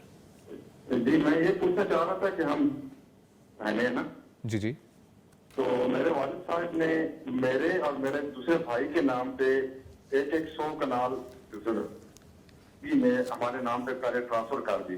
अच्छा ठीक है। और 10-15 साल उसके बाद वो जिंदा रहे, हम वो जमीनें खाक करते रहे और 15 साल के बाद वालिद साहब जी, तो जो मेरी बहनें थी उनको जो वालिद साहब के नाम पे जो बाकी जमीन थी उससे फिर वरासत तब पे तकसीम हुई वालदा पे बहनों पे। अच्छा अच्छा। तो लेकिन मेरी वालदा और बहनें जो है वो उस 200 कनाल से महरूम होगी वरासत उनकी, वो वरासत बनी नहीं, वो उससे से महरूम हो गए जी। तो क्या उस 200 कनाल में से भी हम जो है वो के हिसाब से तो वो नहीं बन रहा, वरासत बनी नहीं, लेकिन क्या हम उनको पाबंद है, अगर शरन हम पाबंद हैं तो हम उनको अच्छा जो उनका हिस्सा बनता है वो दे दें। अच्छा, आपको उन्होंने अपनी जिंदगी में बेसिकली हिस्सा दिया था, गिफ्ट वगैरह की नहीं, हिस्सा दिया आपको अपनी जिंदगी में जो नहीं दिया उन्होंने दिया था, गिफ्ट कर दी ट्रैक्टर वगैरह कुछ चीज लेना चाह रहे थे तो उन्होंने कहा बेटा मैं ऑफिस वगैरह नहीं भाग सकता तो तुम लोग ये वगैरह जमीन तो तुम लोग अपने नाम तुम्हारे नाम पे ट्रांसफर कर दे दो और तुम खुद जानो और तुम्हारे। अच्छा अच्छा अच्छा, ठीक है जी। बहुत शुक्रिया अहमद कुरैशी साहब, आपने कॉल की। मुफ्ती नुमान फ़ारूकी साहब फरमाइएगा शेख। जी पहले तो देखिए ऐसे लोग भी हैं मसले पूछने वाले कि वो पूछ रहे हैं कि अगर हमारे ज़िम्मे बहनों का हिस्सा है तो हम दें। ये यानी मुआशरे का एक अच्छा चेहरा भी है और ऐसी मिसालें भी हमारे पास मौजूद हैं। ऐसे लोग मुबारकबाद के मुस्तहिक हैं जो हक देना चाहते हैं। तो बाकी जहाँ तक मसले का ताल्लुक़ है, देखिए अगर वो जैसे कह रहे हैं उन्होंने, असल में हमारे यहाँ एक तसव्वुर है ये कि ज़िंदगी में जो कुछ भी दे जाए ना वो हिबा होता है, हालांकि दे रहे होते हैं विरासत। अब देखें ना जो इतनी ज़मीन दी उन्होंने क्या कहा कि तुम जानो और ये ज़मीन जाने। ठीक है, यानी मतलब ये है कि वो जो विरासत बाद में तकसीम होनी थी मैं अब ज़िंदगी में ही तुम्हारे नाम कर रहा हूँ, इससे मैं ओहदा बरा हूँ, अब ये नहीं करूँगा। तो एक तो ये इसका तसव्वुर हमारे यहाँ ठीक होना चाहिए कि जो विरासत है वो विरासत है, हिबा तोहफ़ा ये तो तय मामूली चीज़ों का, इतनी बड़ी बड़ी चीज़ों का जो है ना वो विरासत असल में होती है, वो तकसीम करनी होती है। तो वालिदैन को ऐसा नहीं करना चाहिए, तोहफे में तो बिल औला ऐसे नहीं करना चाहिए, और विरासत में भी ज़ाहिर है हम शरीयत को छोड़ नहीं सकते, उसको छेड़ नहीं सकते, उसको बदल नहीं सकते, जो शरई उसूल हैं उसके मुताबिक हो।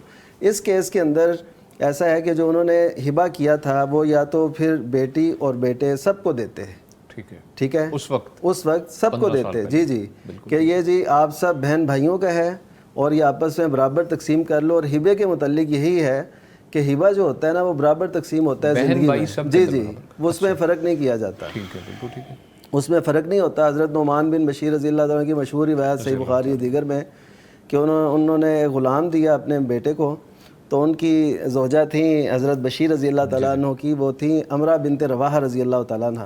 انہوں نے کہا کہ میں تو نہیں ایسا ہونے دوں گی جب تک نبی صلی اللہ علیہ وسلم نے ایسا کر دیں, اس کے پہ تصدیق کی مہر لگا دیں.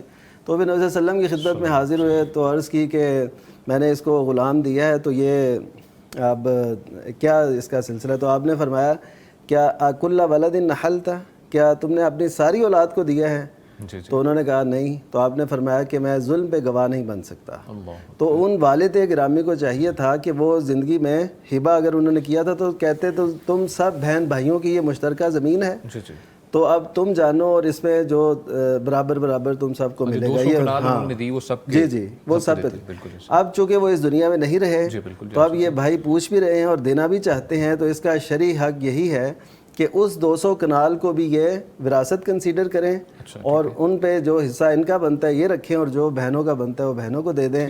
یہ بہترین صورت ہوگی اور والد صاحب کے ذمہ کوئی بوجھ بھی نہیں رہے گا. بھٹ صاحب فرمائیے گا اس کے بارے میں کچھ آپ. جی مفتی صاحب نے بڑی وضاحت سے بیان کر دیا ہے کہ اگر یہ بہنوں کو حصہ دے دیتے ہیں نا تو محبت بھی دائمی ہو جائے گی. سبحان اللہ. وگرنہ ایسی نفرتیں پلتی ہیں کہ ان کی اولادیں بھی آپس میں اسی مسئلے پر جھگڑتی رہیں گی. تو بھائی اگر ابھی دلچسپی لے رہے ہیں تو اپنی زندگی میں ہی کر جائیں, کیونکہ اگر خدا نخواستہ یہ دنیا سے جاتے ہیں تو ان کی وہ جو سوگ نال تھی نا وہ ان کی اولادوں کی وراثت بن جائے گی, پھر مزید مشکلات ہوں گی. تو اب بھی بہنوں کا جتنا حصہ بنتا تھا ان مانداری کے ساتھ ان کو دے دیں, والد بھی بری و ذمہ ہو جائے گا, بہنوں کے ساتھ محبت بھی مضبوط ہو جائے گی اور خوبصورت زندگی گزار سکیں گے. 200 کنال تھا ٹوٹل اس کو اکٹھا کیا جائے اور اس کو پھر تقسیم کر لیں.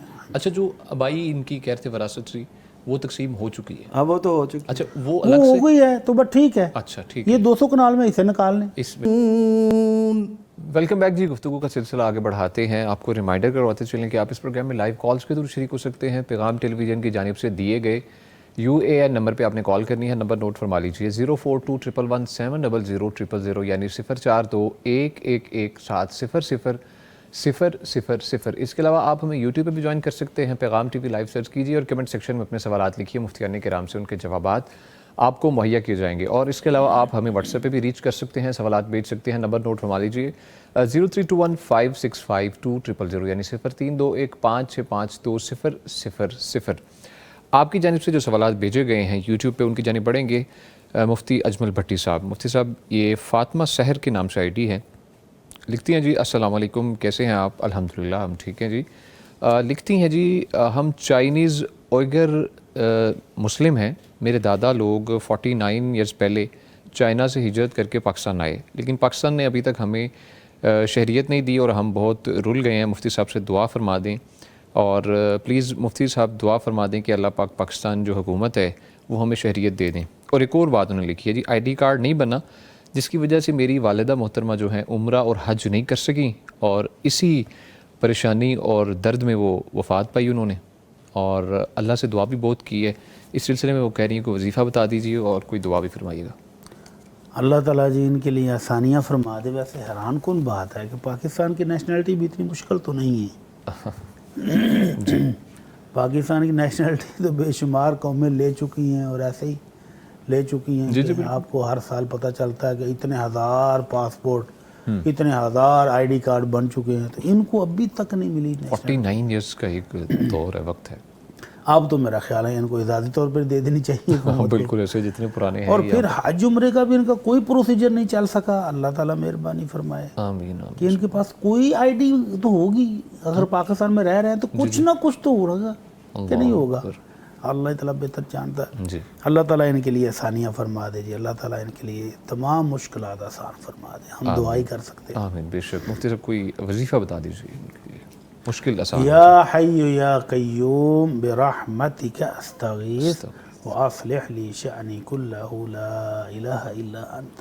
یہ ایک ایسی خوبصورت دعا ہے کہ یا حی یا قیوم, اے زندہ اور قائم ذات تیری رحمت کے ساتھ میں مدد طلب کر رہا ہوں. سبحان اللہ، بے شک. تو اور میرے تمام معاملات کو درست فرما دے. اے اللہ تیرے سوا معاملات کو درست فرمانے والا بھی کوئی نہیں. کوئی نہیں ہے. ٹھیک تو یہ دعا کریں، انشاءاللہ اللہ تعالیٰ اپنی رحمت فرمائیں گے انشاءاللہ. جی ٹھیک ہے، بہت شکریہ مفتی صاحب. مفتی نعمان فاروقی صاحب. مفتی صاحب یہ چوہان صاحب وی لاگ کے نام سے آئی ڈی ہے، لکھتے ہیں جی السلام علیکم، میرا سوال ہے کہ کیا جنات کو قید کیا جا سکتا ہے؟ قرآن و سنت کی روشنی میں رہنمائی فرما دیجیے. جی قرآن و سنت کی روشنی میں تو یہ ہے کہ نبی کریم صلی اللہ علیہ وسلم نے ایک رات ایک جن کو، ایک شیطان کو قابو بھی کر لیا، تو پھر اس کو چھوڑ دیا اور ساتھ یہ وجہ بیان فرمائی، یعنی کہ میرے بھائی یعنی سیدنا سلیمان علیہ السلام کی دعا تھی. وہ دعا ان کی کیا تھی کہ ربی حبلی ملک لا ینبغی لأحد من بعدی، کہ اللہ مجھے ایسی حکومت دینا میرے بعد کسی کو نہ ہو. سیدنا سلیمان علیہ السلام کی دعا تھی. تو اس دعا کے نتیجے میں نبی صلی اللہ علیہ وسلم نے اس شیطان کو قید میں نہیں رکھا. اچھا کیوں؟ آپ نے فرمایا کہ مجھے میرے بھائی کی دعا یاد آ گئی تھی، اگر وہ نہ ہوتی تو میں پھر اس کو باندھے رکھتا، قید میں رکھتا، اور اہل مدینہ جو ہیں وہ بچے اسے کھیلتے. اللہ اکبر. یعنی وہ بھی دیکھتے کہ شیطان کیسا ہوتا ہے اور کیا اس کے ساتھ ہوتا ہے. تو اس کا مطلب ہے کہ شیطان قید کرنا یہ شرعاً درست نہیں ہے. اچھا ٹھیک. دوسری یہ بات ہے کہ شیطان آپ کے قابو میں تب آتا ہے جب آپ، یا جنات جب آپ ان کی مانتے ہیں. یعنی کچھ آپ مانتے ہیں پھر وہ آپ کی مانتا ہے. اور عموماً شیطانوں کا جو تعلق ہوتا ہے وہ شیطان صفت لوگوں سے ہوتا ہے، اور وہ غلط باتیں اور غلط اظہار، بلکہ ایسے سمجھے کہ ایمان بیچ کے وہ یہ خریدتے ہیں تعلق، ربط جنات کے ساتھ. تو اس میں جو غلط جنات ہیں، غلط شیاطین ہیں، ان سے تو تعلق بنانا رکھنا یہ بالکل درست نہیں ہے. اور اگر اچھے جنات سے تعلق کسی کا ہو لیکن وہ ان سے کوئی کام نہ لے، تو کام نہیں لے گا تو اس کا کام کیا ہوگا پھر ان سے تعلق رکھنے کا؟ اگر کام لے گا تو وہ کام کسی بھی غیر طریقے سے کروانا یہ شرعاً جائز ہی نہیں ہے. اچھا ٹھیک ہے. یعنی آپ کسی بھی اندیکھے طریقے سے انہونے بات کو کریں تو یہ درست نہیں ہے. جیسے نبی صلی اللہ علیہ وسلم نے نشرہ سے منع فرمایا. نشرہ کیا ہے؟ کہ جادو کا علاج جادو کے ذریعے سے ہی. اچھا آپ کوئی جنات کا توڑ جو ہے وہ جنات کے ذریعے سے کرے گا. پوری تاریخ اسلام یعنی صحابہ کرام کی زندگی میں نبی صلی اللہ علیہ وسلم کی ایسا ہمیں نہیں ملتا. جی سر، اس کے سوال کا ایک اور انہوں نے حصہ لکھا ہے کہ ان کو اسٹڈی دینی ہے ہم نے، قرآن و سنت کی روشنی میں علم اسے سکھانا ہے ہم نے، تو اس سلسلے میں قید کیا جا سکتا ہے؟ اچھا دینی تعلیم دینے کے لیے. اچھا دینی تعلیم دینے کے لیے یہ تو قید کیے بغیر بھی ہو سکتا ہے. وہ تو ہاں ہمارے سلف صالحین سے یہ واقعات موجود ہیں. باقاعدہ جنات آگے پڑھتے تھے، اب بھی کئی مدارس سے وہ پڑھتے ہوں گے، ہمیں تو اس کا نہیں احساس. جی وہ خود سے اپنے وہ خود ذمہ دار ہیں. ہم انسانوں تک بھی یہ بات پہنچا دینا قرآن کی، سنت کی، اسلامی تعلیم اپنے ملک میں ہی، اور ملک کے ایسے علاقے جہاں پہ بہت ظلمت ہے، اندھیرا ہے، تو یہ سب ہم اگر انسانوں میں پورا کر لیں تو بہت سب سے بڑی پہلے میرے خیال میں حق تو انسانوں کو ہی سکھانے اب دیکھیے نا کہ نبی کریم صلی اللہ علیہ وسلم نے دعوت کا آغاز کب کیا؟ یعنی جب آپ نے کیا، اور جنات تک یہ بات جو پہنچی یہ طائف سے واپسی پر، ایک روایت کے مطابق جب آپ نبی صلی اللہ علیہ وسلم طائف سے واپس آئے تو تب جنات نے وہ آپ کی وہ قرات سنی جو آپ وادی نخلا میں فرما رہے تھے، اور پھر ایسے ہوا. تو اس کا مطلب ہے کہ جنات تک آپ صلی اللہ علیہ وسلم نے باقاعدہ پیغام نہیں پہنچایا بلکہ ان تک خود پہنچا. اللہ تعالیٰ نے اس کا اہتمام کیا. تو جنات نہیں، ہمیں انسانوں تک پہنچانا چاہیے. ہاں جی یہی قدم اٹھانا چاہیے. ٹھیک ہے جی، بہت شکریہ. کالر کی طرف پڑھیں گے. السلام علیکم. جی سر میری بات کر رہے ہیں؟ السلام علیکم. جی محمد رفیق صاحب مظفر آباد سے بول رہا ہوں. مجھے یہ پوچھنا تھا کہ میری بیٹی بات یہ اچھی ہے، نمازی ہے، مطلب ہے وہ کہتے ہیں مجھے حضور صلی اللہ علیہ وسلم بھی نظر آئے ہیں، لیکن میری ہر قسم کی بات ہے، نافرمانیاں کرتی ہے. کبھی کہتی ہے میں معذور آدمی ہوں، میرے گھر میں ابھی وہی ہے، بیٹیاں کوئی شادی ہو گئی ہیں، کوئی بہو ہے میری دوسری طرف رہتی ہے، کہ اس ساتھ تک کہہ دیتی ہے کہ تم میری کچی کھاؤ، تمہارا منہ بے رونق ہے، تم منحوس ہو. ایسی ایسی باتیں کر دیتی ہے، اور وہ جو بہت مجھے بری لگتی ہیں. میرے منہ سے بھی پھر ناجائز لفظ نکل جاتے ہیں، مجھے سخت تکلیف ہوتی ہے. آپ کی بیٹی ایسا کرتی ہے؟ صحیح جی سر، بیٹی ہے. کل اس نے یہاں پر خوابوں के मसले में बात भी पूछी थी कि मुझे आग नजर आती है, मुझे कहीं ज़लज़ला नजर आता हाँ है। जी जी जी जी तो बिल्कुल। मैं आखिर में कलमा पढ़ती हूँ। तो हाँ जी हाँ जी हाँ जी बिल्कुल, पिछले शो में ये सवाल किया गया था। मैं तुम्हें माफ कर देता हूँ, तो तुम्हें उस वक्त कलमे की बात होती है, तुम बच जाती हो, लेकिन तुम मेरी नाफरमानी करती हो, ये बहुत बुरी बात है। कोई ऐसा तरीका हो कि ये मेरी नाफरमानी ना करे, और इसके लिए भी हिदायत हो। अल्लाह पाक मुझे इसके शर से बचाए। और जी जी जी। अच्छा रफीक साहब, एक और बात बताइएगा, एज क्या है आपकी बेटी की? इसकी कोई 22 साल है। 22 साल। उनकी शादी अभी हुई कि नहीं? अभी घर आपके पास ही मौजूद है, ऐसे ही? नहीं, इसकी अभी शादी नहीं होगी, तो इसकी कोशिश कर रहे थे। एक रिश्ता आया हुआ है, वो इसकी खाला का बेटा है, लेकिन वो बहुत छोटा सा है। मैंने अपने दोनों बेटे जो फौज में हैं, मैं घर में अकेला ही होता हूँ, उनको भेजा जाकर उसको देखो। तो मेरे बेटियों ने कहा कि ये बिल्कुल रिश्ता नामुनासिब है, इसके साथ इसका ताल्लुक नहीं बनता, छोटा सा कद है, कोई काम वगैरह नहीं करता, हमें बिल्कुल मंजूर नहीं है। तो मैंने इसका छोड़ा। ये कभी कहती है कि मुझे क्यों घर पर रखा हुआ है, मैं आपकी रोटी क्यों पकाऊं, मैं तुम्हारी नौकर हूँ, ऐसे अल्फाज करती है, मुझे बहुत तकलीफ होती है। ठीक है जी, बहुत शुक्रिया मोहम्मद रफीक साहब आपने। जी जी ठीक है, ठीक है मोहम्मद रफीक साहब, आपने कॉल की, बहुत शुक्रिया।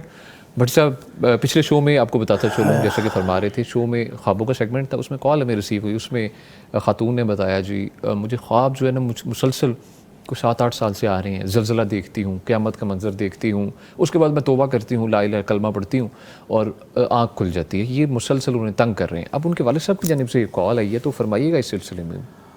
हाँ जी, अगर उनको ऐसे डरावने ख्वाब आ रहे हैं, जी जी बिल्कुल, तो उनकी हरकतें भी तो डरावनी हैं। वालिद की इस कदर नाफरमान, इस कदर बद अखलाक, इस कदर बदतमीज़ औलाद, वालिदैन को दुख देने वाली, उसको अच्छे ख्वाब कहाँ से आएंगे? तो वालिद, बुजुर्ग वालिद इस हद तक उनसे तंग है, तो ऐसे ख्वाब ही आएंगे। तो ये हकीकत भी हो सकते हैं। जी बिल्कुल बिल्कुल। अल्लाह के नबी सल्लल्लाहु अलैहि वसल्लम फरमाया ला यदखुलुल जन्नत आकुन, वालिदैन का नाफरमान जन्नत में दाखिल नहीं होगा। तो ये जो उनको जहन्नम नज़र आ रही है, आग नज़र आ रही है, तूफ़ान ज़लज़ले नज़र आ रहे हैं, ये हकीकत भी बन सकते हैं। तो इस बेटी को अल्लाह से डरना चाहिए। अगर वालिदैन बूढ़े हैं तो उनको खिदमत करनी चाहिए। वालिदैन को तो यहाँ तक हुक्म है कि ला वला फला तकुल लहुमा उफ, इनके सामने तो हूँ भी कहने की इजाज़त नहीं है। नागवारी का इजहार करते वक्त उनकी बात को काटते हुए आगे से बंदा कहे हूँ, तो अल्लाह इसको उफ कहते हैं, ये है उफ। तो अल्लाह ने तो ये इसको भी मना किया है। तो गालियाँ देना, बदतमीजी करना या मार पीट तक जाना कहाँ जायज़ होगा? तो अल्लाह ताला इस औरत को समझ दे, हदायत दे, वालिदैन का फर्मा बरदार बनाए और वालिदैन को अल्लाह ताला बर्दाश्त करने की तौफीक दे। और ऐसी औलाद के हक़ में दुआ करनी चाहिए। दुआ, वालिदैन की दुआ बहुत कबूल होती है। तो लेकिन वालिद फिर भी तरस खा रहा है कि ये मेरी बेटी है, ऐसे ही। तो वालिद जहाँ इतनी शफकत कर रहा है तो उसको चाहिए कि दुआ करे कि अल्लाह इसको समझ दे, हदायत दे, ताकि इसकी आखिरत बच जाए। दुनिया तो जैसे तैसे गुजर जाएगी, अगर वालिदैन की इसी नाफरमानी में ये फौत होगी तो आखिरत बर्बाद हो जाएगी। तो इसलिए वालिदैन को इसकी हदायत की दुआ भी करनी चाहिए खास तौर पर। ठीक है, बहुत शुक्रिया। मुफ्ती साहब कॉलर हैं, उनकी जानिब बढ़ेंगे। अस्सलाम वालेकुम। मुनीर अहमद साहिबा जी राजनपुर से, सर कैसे हैं जी आप? मेरा सवाल भट्टी साहब से है जी, सिगरेट फरोख्त करना और क्या फरोख्त करना? अच्छा, सिगरेट फरोख्त करना। अच्छा जी, ठीक है जी, बहुत शुक्रिया मुनीर अहमद साहब, आपने कॉल की। अब ये लाखों दुकानों वालों के बिजनेस पर बिल्कुल ऐसे। देखिए मेरे भाई, अल्लाह रब्बुल इज़्ज़त के रसूल सल्लल्लाहु अलैहि वसल्लम की अहम तरीन जिम्मेदारी अल्लाह कुरान मजीद में बयान करते हैं, वयुहिल्लु लहुमुल तय्यबात वयुहर्रिमु अलैहिमुल खबाइस, कि मेरा मुस्तफ़ा, मेरा नबी सल्लल्लाहु अलैहि वसल्लम अपनी उम्मत के लिए पाकीज़ा चीज़ों को हलाल करार देता है, बिल्कुल, और गंदी नजस पलीद चीज़ों को हराम करता है, बिल्कुल। तो ये जो सिगरेट है, हर डब्बी के ऊपर लिखा होता है सेहत के लिए मुज़र है। हाँ बिल्कुल। और ऐसे करके एक तस्वीर भी बनी होती है, ढांचे की तस्वीर डराने के लिए, बिल्कुल ऐसे ही ढांचा बना होता है कि ऐसे हो जाओगे पीने वालों, ऐसे ही। تو اس لیے جو چیز آپ کی صحت کو نقصان پہنچائے، آپ کے دین کو نقصان پہنچائے، آپ کی عقل کو نقصان پہنچائے، آپ کو مالی نقصان پہنچائے، شریعت نے وہ حرام رکھی ہیں. ٹھیک ہے. تو یہ سگریٹ تو سکہ بند چیز ہے کہ یہ نقصان دہ ہے. بالکل. ہارٹ کو نقصان پہنچاتی ہے، پھیپھڑے تباہ کرتی ہے، جگر کو تباہ کرتی ہے، معدے کا ستیہ ناش کرتی ہے، اوورآل صحت انسان کی ختم کر دیتی ہے. تو اس لیے اس کو پینا تو بالکل جائز نہیں ہے. تو جو پینی جائز نہیں ہے اس کو بیچنا بھی جائز نہیں. بیچنا بھی جائز نہیں. تو مفتی صاحب وہ دکانیں خالی کر رہے ہیں، کئی کہتے ہیں ہماری چلتی اس وجہ سے. یہ ایک غلط فہمی ہے شیطان نے جو ڈالی ہوئی ہے دماغ میں. اگر لاکھوں دکانوں پر سگریٹ بک رہی ہے تو لاکھوں نہیں، اس سے ڈبل دکانیں ہوں گی جہاں سگریٹ نہیں بک رہی، وہ بھی تو چلتی ہیں. ایسے ہی چل رہی ہے نا وہ بھی. بالکل ٹھیک ہے. تو یہ ان کو شیطان وسوسہ ڈالتا ہے کہ اگر تم نے سگریٹ اٹھایا تو تمہاری دکان بند ہو جائے. اللہ اکبر. تو یہ وہم ہے. ٹھیک ہے. اللہ تعالیٰ سے حلال روزی مانگیں گے تو اللہ حلال میں برکت دے گا. ہاں یہ بہت اچھا آپ نے فیکٹر بیان کیا. اس کی تلاش میں نکلنا یا اس کی توفیق حلال تھوڑا بھی ہو اس میں برکت ہوتی ہے، اللہ کی رحمت آتی ہے. حرام زیادہ بھی ہو بے برکت ہوتا ہے. ایسے ہی ہے. بالکل ایسے کہ کوالٹی اوور کوانٹٹی. اللہ تعالیٰ میں عمل کی توفیق عطا فرمائے. جی جی جی. وہ یہ کہ ایک تو یہ ہے نا کہ خود کو یہ نقصان ہے جو شیخ صاحب نے بیان فرمایا. اب دوسرا پہلو کیا ہے کہ جو بھی سگریٹ نہیں پیتا اس کی سمیل سے کتنی اذیت اسے آتی ہے. ابھی کل کی بات میں آپ کو بتاؤں، میں مسجد میں نماز پڑھ رہا تھا، میرے ساتھ ایک سگریٹ پینے والا سگریٹ نوش وہ کھڑا ہو گیا. اب ظاہر ہے میں نماز تو نہیں تو توڑ سکتا نہ جگہ بدل سکتا ہوں، لیکن اس کی پوری نماز میں اذیت محسوس کرتا رہا. ہے بھی وہ بارش تھے لیکن کوئی عادت ہوگی سگریٹ پینے کی تو اب وہ اذیت پہنچتی رہی. اب نبی صلی اللہ علیہ وسلم نے فرمایا کہ جس سے انسان اذیت محسوس کرتے ہیں نا، فرشتے بھی اسے اذیت محسوس کرتے ہیں. آپ جانتے ہیں کہ لہسن اور پیاز کھا کے مسجد میں آنے سے منع فرمایا نبی صلی اللہ علیہ وسلم نے، فلا یقربن مسجدنا. تو اس کا مطلب یہ ہے کہ اذیت ہوتی ہے. تو ایک تو یہ وجہ ہوگی. تیسری وجہ یہ ہے کہ تبذیر ہے. تبذیر اس فضول خرچی کو کہتے ہیں جو ناجائز کام میں کی جائے. ایک اسراف ہوتا ہے نا، جائز کام میں آپ حد سے بڑھ جائیں وہ اسراف ہے. تبذیر اور ان کو شیطانوں کے بھائی قرار دیا گیا. تو یہ ساری چیزیں مل کے دیکھیں بات کہاں جاتی ہے. تو اس کو بچنا چاہیے. صحیح فرمایا، کیونکہ یہ جو اسموکنگ ہے ریسرچ بھی آئی ہے کہ ارد گرد کے لوگوں کو زیادہ متاثر کرتی ہے. وہ تو اندر لے کے جاتے ہیں، اس کو باہر پھینک دیتے ہیں. پیتے نا ان کے لیے تو یہ بڑا سانس لینا مشکل ہو جاتا ہے. ایون کہ وہ بعد میں تکلیف رہتی ہے. اللہ تعالیٰ سے دعا ہے کہ اللہ تعالیٰ ہمیں سمجھ کی توفیق عطا فرمائے. ناظرین، آپ کے کالز اور سوالات کا سلسلہ جاری ہے. یہاں پر وقت ہوا چھوٹی سی بریک کا، ہمارے ساتھ رہیے گا. ویلکم بیک جی. گفتگو کا سلسلہ آگے بڑھاتے ہیں. آپ کی جانب سے سوالات جو موصول ہوئے ہیں ان کی جانب بڑھتے ہیں. مفتی نعمان فاروقی صاحب آپ سے سوال پوچھتے ہیں کہ کیا سجدہ تلاوت کی دعا سجدہ وجہی للذی یہ ضعیف ہے؟ جی، یہ جو سجدہ تلاوت کی دعا ہے نا، سجدہ وجہی للذی خلقہ وشق سمعہ وبصرہ، یہ جو دعا ہے یہ سنداً بعض اہل تحقیق نے اسے ضعیف قرار دیا ہے، جس کی وجہ سے بعض لوگوں نے یہ سمجھ لیا ہے ضعیف ہے، جبکہ علامہ البانی نے اسے صحیح قرار دیا ہے. اچھا ٹھیک ہے. تو یہ بھی صحیح ہے. اور اس کے ساتھ ساتھ ایک اور دعا ہے، وہ بھی ریکمینڈ کروں گا، وہ بھی پڑھنی چاہیے، یاد کرنی چاہیے. وہ یہ ہے کہ ایک صحابی نے یہ دیکھا کہ خواب میں کہ دو درخت ہیں تو وہ سجدہ کر رہے ہیں اور وہ یہ دعا پڑھ رہے ہیں کہ کون سی دعا؟ اللہم اکتب لی بہا اجرن وضع عنی بہا وزرن واجعلھا لی عندک ذخرن وتقبلھا منی کما تقبلتہ من عبدک داؤد. یہ دعا پڑھ رہے ہیں. تو جب انہوں نے یہ دعا سنی نا تو نبی صلی اللہ علیہ وسلم سے بیان کیا، ایسے میں نے دیکھا ہے. تو حضرت ابن عباس اس کے راوی ہیں رضی اللہ تعالیٰ عنہما، وہ کہتے ہیں کہ میں نے پھر نبی صلی اللہ علیہ وسلم کو بعد میں جب سجدہ کرتے دیکھا نا تو آپ وہی درختوں والی دعا جو ہے نا اپنے سجدے میں پڑھ رہے تھے، سجدہ تلاوت میں. تو یہ دعا جو ہے نا اس سے زیادہ ذرا سکہ بند ہے، زیادہ اس سے صحیح ہے. اچھا. تو اس کو بھی اہمیت دینی چاہیے، یہ دعا کرنی چاہیے. اچھا ٹھیک ہے. تو وہ بھی صحیح ہے، یہ اس سے زیادہ صحیح ہے. تو یہ اگر اختیار کر لیں گے تو یہ زیادہ بہتر. اچھا مفتی صاحب، ایک اور سوال ہے. پوچھا کیا ہے کہ کیا کسی عورت کا قرآن مجید کی تلاوت انسٹاگرام پر اپنی آواز میں پوسٹ کرنا جائز ہے؟ جی، وہ ایسا ہے کہ عورت کی آواز کو عموماً پردہ سمجھا جاتا ہے. جی ٹھیک ہے. اب جو نبی کریم صلی اللہ علیہ وسلم کا فرمان ہے نا، اور نبی کریم صلی اللہ علیہ وسلم جو تعلیمات دیں اس کی روشنی میں عورت کی آواز کا جو ہے وہ صرف اس کو ملائمت سے پڑھنا یا بیان کرنا یا لوگوں سے بات کرنا، جیسا کہ قرآن مجید میں اللہ نے فرمایا کہ وہ اپنی آواز میں ملائمت پیدا نہ کریں. ٹھیک ہے. وہ ملائمت کب ہوگی؟ جب کسی سے بات کر رہے ہیں، کیونکہ اس حدیث میں آیت مبارکہ میں آگے لفظ ہے نا فیت میں اللہ فی قلبی مرض، کہ جس کے دل کے اندر بیماری ہے اس کو کچھ اور لالچ ہوگا کہ مجھ سے چونکہ ایسے بات ہو رہی ہے پتہ نہیں اس کا پیچھے کیا مقصد ہے. تو ایسا نہ ہو، یعنی آواز کو اپنی وہ اس میں نرمی پیدا نہ کریں، اس میں وہ ناز و انداز وہ پیدا نہ کریں. تو یہ ہے عام گفتگو میں، جیسا کہ آیت مبارکہ سے واضح ہے. جہاں تک قرآن مجید پڑھنے کا تعلق ہے تو وہ یہ بھی کہا گیا کہ زینوا اصواتکم بالقرآن کریم، کہ اپنی آوازوں کو قرآن مجید سے زینت دو، یعنی قرآن مجید اچھے سے اچھے انداز سے پڑھو. بالکل ٹھیک ہے. تو اگر کسی کی آواز اچھی ہے تو وہ اگر اچھے لہجے میں پڑھتی ہے، کم از کم میں اپنی تحقیق کے مطابق جو قرآن و سنت کے حوالے سے سامنے بات آتی ہے اس میں کوئی ممانعت نہیں ہے. ٹھیک ہے.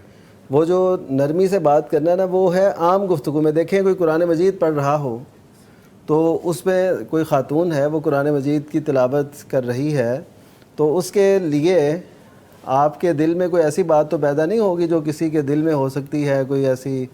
ہاں وہ یہ کہہ سکتا ہے کہ اس کی کتنی اچھی آواز ہے یا کتنے اچھے انداز سے پڑھ رہی ہے. بہرحال یہ ہے کہ اگر وہ اس کو رکھتی ہے کہ لوگ اس سے فائدہ اٹھائیں اور اس کو لڑکیوں کے اندر بھی شوق پیدا ہو قرآن مجید کا. ہاں جی بالکل. وہ تعلیم سے دور ہونے کی وجہ یہی ہے نا کہ ان کو یہ سمجھا جاتا ہے کہ شاید یہ جائز نہیں ہے، ایسا کام ہے. بالکل. تو اس وجہ سے اگر کوئی نیک نیتی سے رکھتی ہے اور اس کی سنی جاتی ہے تو بہرحال اس کو ناجائز نہیں قرار دیا جا سکتا. ویڈیو کی صورت میں اپلوڈ کی جا سکتی ہے؟ ویڈیو میں یہی ہوگا کہ ظاہر ہے وہ پردے میں ہو. پردے میں ہو تو ٹھیک ہے. اوکے. جی کیونکہ اب سارے کام دیکھیے، اب کتنے ایسے آن لائن کلاسز ہیں، یہ سب کچھ ہے، خواتین ہوتی ہیں، تو اب ظاہر ہے وہ ایک دور جدید کی ایک سہولت ہے نا، اس سے فائدہ اٹھانا چاہیے. تو اس میں کوئی ناجائز والی بات نہیں ہے، بس ہو پردے میں ہو اور شرعی آداب کا خیال رکھا جائے. ٹھیک ہے جی، بہت شکریہ مفتی صاحب. کالر کی جانب بڑھیں گے. السلام علیکم. وعلیکم السلام. مسز شہروز صاحبہ ہیں جی خیر پور سے. جی بہن پوچھیے کیا پوچھنا چاہیں گے مفتی صاحب سے. جی میں نے بتایا ہے کہ وہ بچی میری ہے، اس کی شادی ہوئی ہے، 5 سال ہو گئے اچھا شادی کو. جی تو 5 اس کی 4 سال کی بچی ہے دیکھا سر. جی تو وہ نا اس کے یہاں دوسری دفعہ جب بچہ ٹھہرا تو وہ بچ نہیں سکا بچہ. انا للہ و انا الیہ راجعون. جی پھر تیسری بار پھر ٹھہرا، پھر وہ وقت سے پہلے ہی ختم ہو گیا. انا للہ و انا الیہ. تو کچھ مولوی صاحب بتا سکے، مفتی صاحب تو بہت مہربانی ہوگی، جزائے خیر. ٹھیک ہے جی، بہت شکریہ مسز شہروز، آپ نے کال کی. بھٹی صاحب آپ کے چنے بڑھیں گے. یہ ایک کامن سی مرض ہے خواتین میں جس کو 18 کہتے ہیں طب کی زبان میں. بالکل ایسے. اور اس کا بڑا بہترین علاج بھی تقریباً ہر حکیم کے پاس موجود ہے. اچھا حکیم کے پاس دیسی علاج ہے، آسان سا ہے، سستا سا ہے. ٹھیک ہے. تو یہ بہن جو ہے وہ علاج کروائے اپنا. ٹھیک ہے. تو انشاءاللہ بچے اللہ کی رحمت سے صحت مند پیدا ہوں گے اور بر وقت پیدا ہوں گے، صحیح وقت پر پیدا ہوں گے انشاءاللہ. وظیفے کی صورت میں کچھ آپ اگر بتا دیجیے. وظیفہ اللہ تعالیٰ سے دعا کریں رب حب لی من الصالحین، اپنی دعاؤں میں شامل رکھیں رب حب لی من الصالحین. ٹھیک ہے. اللہ نیک صالح صحت مند تندرست بیٹا عطا فرما. جی ٹھیک ہے. اچھا بٹ صاحب ایک سوال موصول ہوا ہے ہمیں جس میں پوچھا ہے کہ 50 تولے زیور ہے ان کا، اب اس کی زکوٰۃ کیا ہے؟ ایک تو آپ نے یہ بتانی ہے. سیکنڈلی آپ نے یہ بتانا ہے کہ وہ پوچھتے ہیں کہ سال کے کسی بھی وقت میں مطلب تھوڑی زکوٰۃ ادا کی جا سکتی ہے جو سال بھر کی زکوٰۃ ہے؟ پہلا مسئلہ تو یہ ہے کہ 50 تولے کی موجودہ قیمت کیا ہے. بازار سے پتہ کریں گے ٹوٹل جی. جس سنار سے آپ نے خریدا ہوا اسی سے پتہ کر لیں. ٹھیک ہے. وہ بہتر بتا سکے گا. بالکل ایسے ہی. دوسرے کے پاس جائیں گے تو وہ کہے گا جی اس میں اتنے فیصد کھوٹ ہے، اتنے فیصد سونا ہے. رنگ برنگے ڈرامے کرتے ہیں یہ سنارے بھی. ایسے ہی بالکل. تو اس لیے جس سے خریدا اسی سے پوچھیں ٹھیک ہے کہ بھائی اتنے تولے ہم نے آپ سے سونا خریدا تھا، اس کی کیا ریٹ ہے اس وقت موجودہ؟ اوور ٹوٹل ویلیو کیا ہے؟ ٹوٹل ویلیو کتنے کروڑ بنی ہے. اچھا کتنے لاکھ بنی ہے. بالکل ٹھیک ہے. جتنے لاکھ بھی بن جائے جی اس کو 40 پر تقسیم کر دیں. اچھا 40 پر تقسیم کر دیں، 2.5% نکل آئے گی، وہ آپ کی زکوٰۃ ہے. ٹوٹل جتنی رقم بھی 10 کروڑ ہے، 10 کروڑ بن گئی. ہاں بالکل ٹھیک ہے. 50 تولے ہے تو میرا 3 لاکھ کے قریب تولہ ہے، 3,35,00,000 غالباً. تو 1.5 کروڑ کی ہو جائے گی. ایسے ہی 1.5 کروڑ کی ہو جائے گی. تو 1.5 کروڑ کو 40 پر جب تقسیم کریں گے تو یہ نکلے گی 2.5 لاکھ بنے گی 1 کروڑ کی جی، اور سوا کتنا ہو جائے گا؟ 1.25 لاکھ. ہاں جی، تو یہ بن جائے گی 3.25 لاکھ تقریباً ان کی. اگر 3 لاکھ کا ایک تولہ اگر 3 لاکھ کا تو سونا ہو، اگر کم و بیش ہے تو اسی حساب سے ٹوٹل کو 40 پر کیلکولیٹر ہے، موبائل کے اندر کیلکولیٹر ہے، 40 پر تقسیم کر دیں جو اماؤنٹ نکلے گی وہ زکات. موبائل سے کال کیجئے سونار کو، جی جناب اتنی اس کی ہاں جی، ویلیو تو آپ وہ بتا 50 تولے کا ریٹ بتائے گا، ٹھیک ہے، اس کو 40 پہ تقسیم کر دیں تو باقی جو جواب آئے گا وہ آپ کی زکات سال کی نکلے گی. اچھا وہ تو دوسرا سوال. اب ہے تھوڑی تھوڑی. ہاں جی اگر تو آپ کی پچھلے سال کی زکات ہے، جی، رمضان میں مثال کے طور پر آپ ادا کرتے تھے اور ابھی رمضان کو گئے ہوئے 3-4 مہینے ہو گئے ہیں، تو ابھی آپ چاہ رہے ہیں کہ میں تھوڑے تھوڑے کر کے دوں، تو یہ غلط ہے. اچھا ٹھیک ہے. اب آپ کو اس کو فوری ادا کرنا چاہیے. اگر آپ ایڈوانس میں دے رہے ہیں اگلے سال کی زکات کہ میرے سے ایک دم نہیں دی جاتی تو میں تھوڑی تھوڑی کر کے دے دوں، اس مہینے دیا کوئی 10-15 ہزار 20 ہزار 50 ہزار اگلے مہینے، تو رمضان میں جا کر ٹوٹل کر لیں. اگر آپ کی زکات کی ادائیگی فل ہو چکی ہے تو الحمدللہ، ٹھیک ہے. اگر تھوڑی رقم باقی ہے تو دے دیں، اگر زائد چلی گئی ہے تو اللہ کا شکر ادا کریں. اچھا ٹھیک ہے، ٹھیک ہے جی، بہت شکریہ مفتی صاحب. کالر کی جانب پڑھیں گے. السلام علیکم. وعلیکم السلام. سر میں پوچھنا تھا مولانا صاحب، سب گھر میں کام کرتے ہوئے ہم دوپٹہ اتار لیتے ہیں، جی جی، تو قرآن سنا جا سکتا ہے دوپٹہ اتار کے اور اذکار وغیرہ پڑھے جا سکتے ہیں؟ اچھا جی ٹھیک ہے، بہت شکریہ بہن آپ نے کال کی. مفتی نعمان فاروقی صاحب فرمائیے شیخ. جی بالکل کیا جا سکتا ہے، کیونکہ عورت کے لیے جو دوپٹہ لینا ہے نا وہ یا سر پہ یا پردہ کرنا وہ ہے غیر محرم کے سامنے. ہاں بالکل ٹھیک ہے. جب گھر کے اندر ہے ظاہر ہے اپنے بیٹے ہیں خاوند ہوں گے تو اس کے علاوہ تو عموماً گھر میں کوئی نہیں ہوتا، تو دوپٹہ جب یعنی جس حالت میں انہوں نے دوپٹہ اتارا ہوا ہے اس کا مطلب ہے گھر میں کوئی غیر محرم نہیں ہے، تو اب وہ ذکر اذکار کر سکتی ہیں بالکل، اور اسی طرح قرآن مجید بھی سن سکتی ہیں. ہمارے ہاں ایک اچھی مت کہہ لیں، ایک اچھا رواج ہے، اس کو ہم رواج ہی کہیں گے، جو ادب آداب میں شامل باتیں ہیں جو اچھی باتیں ہیں، وہ یہ کہ اذان ہو تو عورتیں سر پہ لے لیتی ہیں دوپٹہ، اسی طرح ذکر کرنا ہو، قرآن مجید کی تلاوت ہو، یہ ہم اچھا کہیں گے کہ ادب کا تقاضا ہے نا. جیسے کوئی بڑا آئے تو عورتیں سر پہ دوپٹہ لے لیتی ہیں، کوئی بزرگوں میں سے کوئی ایسا، تو یہ ایک ادب آداب ہوتے ہیں. تو کوئی ان کو ملحوظ رکھتا ہے تو یہ بہت اچھی بات ہے، ہم اس کی نفی نہیں کریں گے، لیکن اس کو شرعی حکم نہ سمجھیں ایک تو، اور کبھی آپ کی اگر دوپٹہ نہیں ہے تو آپ یہ نہ کہیں کہ میں نے اذان کا جواب نہیں دینا، یا ذکر نہیں کر سکتی، یا میں قرآن مجید کی تلاوت نہیں سن سکتی، ایسا نہیں ہے. اچھا ٹھیک ہے جی، بہت شکریہ مفتی صاحب. بٹ صاحب فرمائیے گا کہ نبی کریم صلی اللہ علیہ وسلم نے ہاتھ اٹھا کر کس موقع پر دعا کی؟ اب یہ کس موقع کی تحدید کرنا تو بڑا مشکل سا کام ہے. اچھا جی ٹھیک ہے. سارے موقع گن کر بتائے جائیں کہ کہاں کہاں آپ نے ہاتھ اٹھا کر دعا کی، ٹھیک ہے، یہ تو بڑا مشکل سا سوال ہے. ٹھیک ہے. البتہ اللہ کے نبی صلی اللہ علیہ وسلم نے جمعے والے دن ایک صحابی نے آ کر کہا اللہ کے نبی بارشیں نہیں ہو رہی، فصلیں خشک ہو چکی ہیں، راستے کٹ گئے ہیں، مسافروں کا آنا جانا بند ہو چکا ہے، کچھ چیز ہے ہی نہیں تو کیا بیچیں اور کیا خریدیں. بالکل ٹھیک ہے. تو اللہ کے نبی اللہ سے دعا کریں، بارش کی دعا کریں. تو آپ نے خطبہ روک کر ہاتھ اٹھا کر اتنے ہاتھ اٹھائے کہ حضرت انس رضی اللہ تعالیٰ عنہ کہتے ہیں کہ ہم نے اللہ کے نبی صلی اللہ علیہ وسلم کی بغلوں کی سفیدی دیکھی. یعنی اتنے ہاتھ اس طرح آپ نے اوپر اٹھائے کہ بغلوں کی سفیدی نظر آنے لگ گئی. تو یہ ایک موقع مجھے فی الحال یاد آ رہا ہے. یہ حج کے موقع پر غالباً اللہ کے نبی صلی اللہ علیہ وسلم نے جب جمرات کے پاس کھڑے ہو کر دعا کی اس وقت بھی آپ نے ہاتھ اٹھائے. اچھا ٹھیک ہے. تو یہ 2 موقع فی الحال مجھے تو یاد آ رہے ہیں. تو باقی یہ تحدید کیوں ضروری ہے؟ یہ سوال بنتا ہے کئی لوگوں کا سوال. دعا ہے، اگر آپ ہاتھ اٹھا کر مانگیں جی تو بھی جائز ہے، ٹھیک ہے، اور اگر ہاتھ اٹھائے بغیر مانگیں تو اللہ کے نبی کی اکثر دعائیں ہاتھ اٹھائے بغیر ہیں. ٹھیک ہے.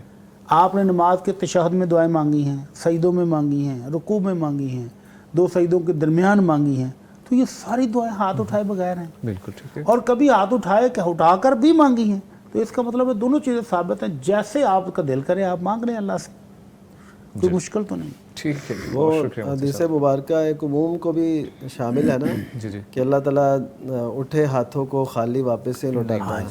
اللہ ان ربکم حیی کریم، بڑا حیا والا، بڑا عزت والا، بڑا عنایت کرنے والا ہے. سبحان اللہ. وہ اپنے بندے کے اٹھے ہوئے ہاتھ خالی اٹھاتے ہوئے بھی شرماتا ہے. بے شک تو اس سے مفتی صاحب کہہ رہے ہیں کہ اس سے بھی ہاتھ اٹھانے کی دلیل لی جا سکتی ہے، یعنی عموماً ہے نا وہ تو تو اس کا مطلب ہے اصل میں ایسے لوگ جو سوال کرتے ہیں نا وہ یہ کہنا چاہتے ہیں جی جس موقع پہ آپ سے ثابت ہے اس موقع پہ اٹھایا جائے اور جس پہ نہیں ثابت اس پہ نہ اٹھایا جائے. اتنی سختی نہیں. تو یہ جو ان کا مقصد ہے نا میرا خیال یہ ہے، تو یہ ایسے ثابت کرنا یہ درست نہیں ہے. ٹھیک ہے جی، بہت شکریہ مفتی صاحب. کالر کی جانب پڑیں گے. السلام علیکم.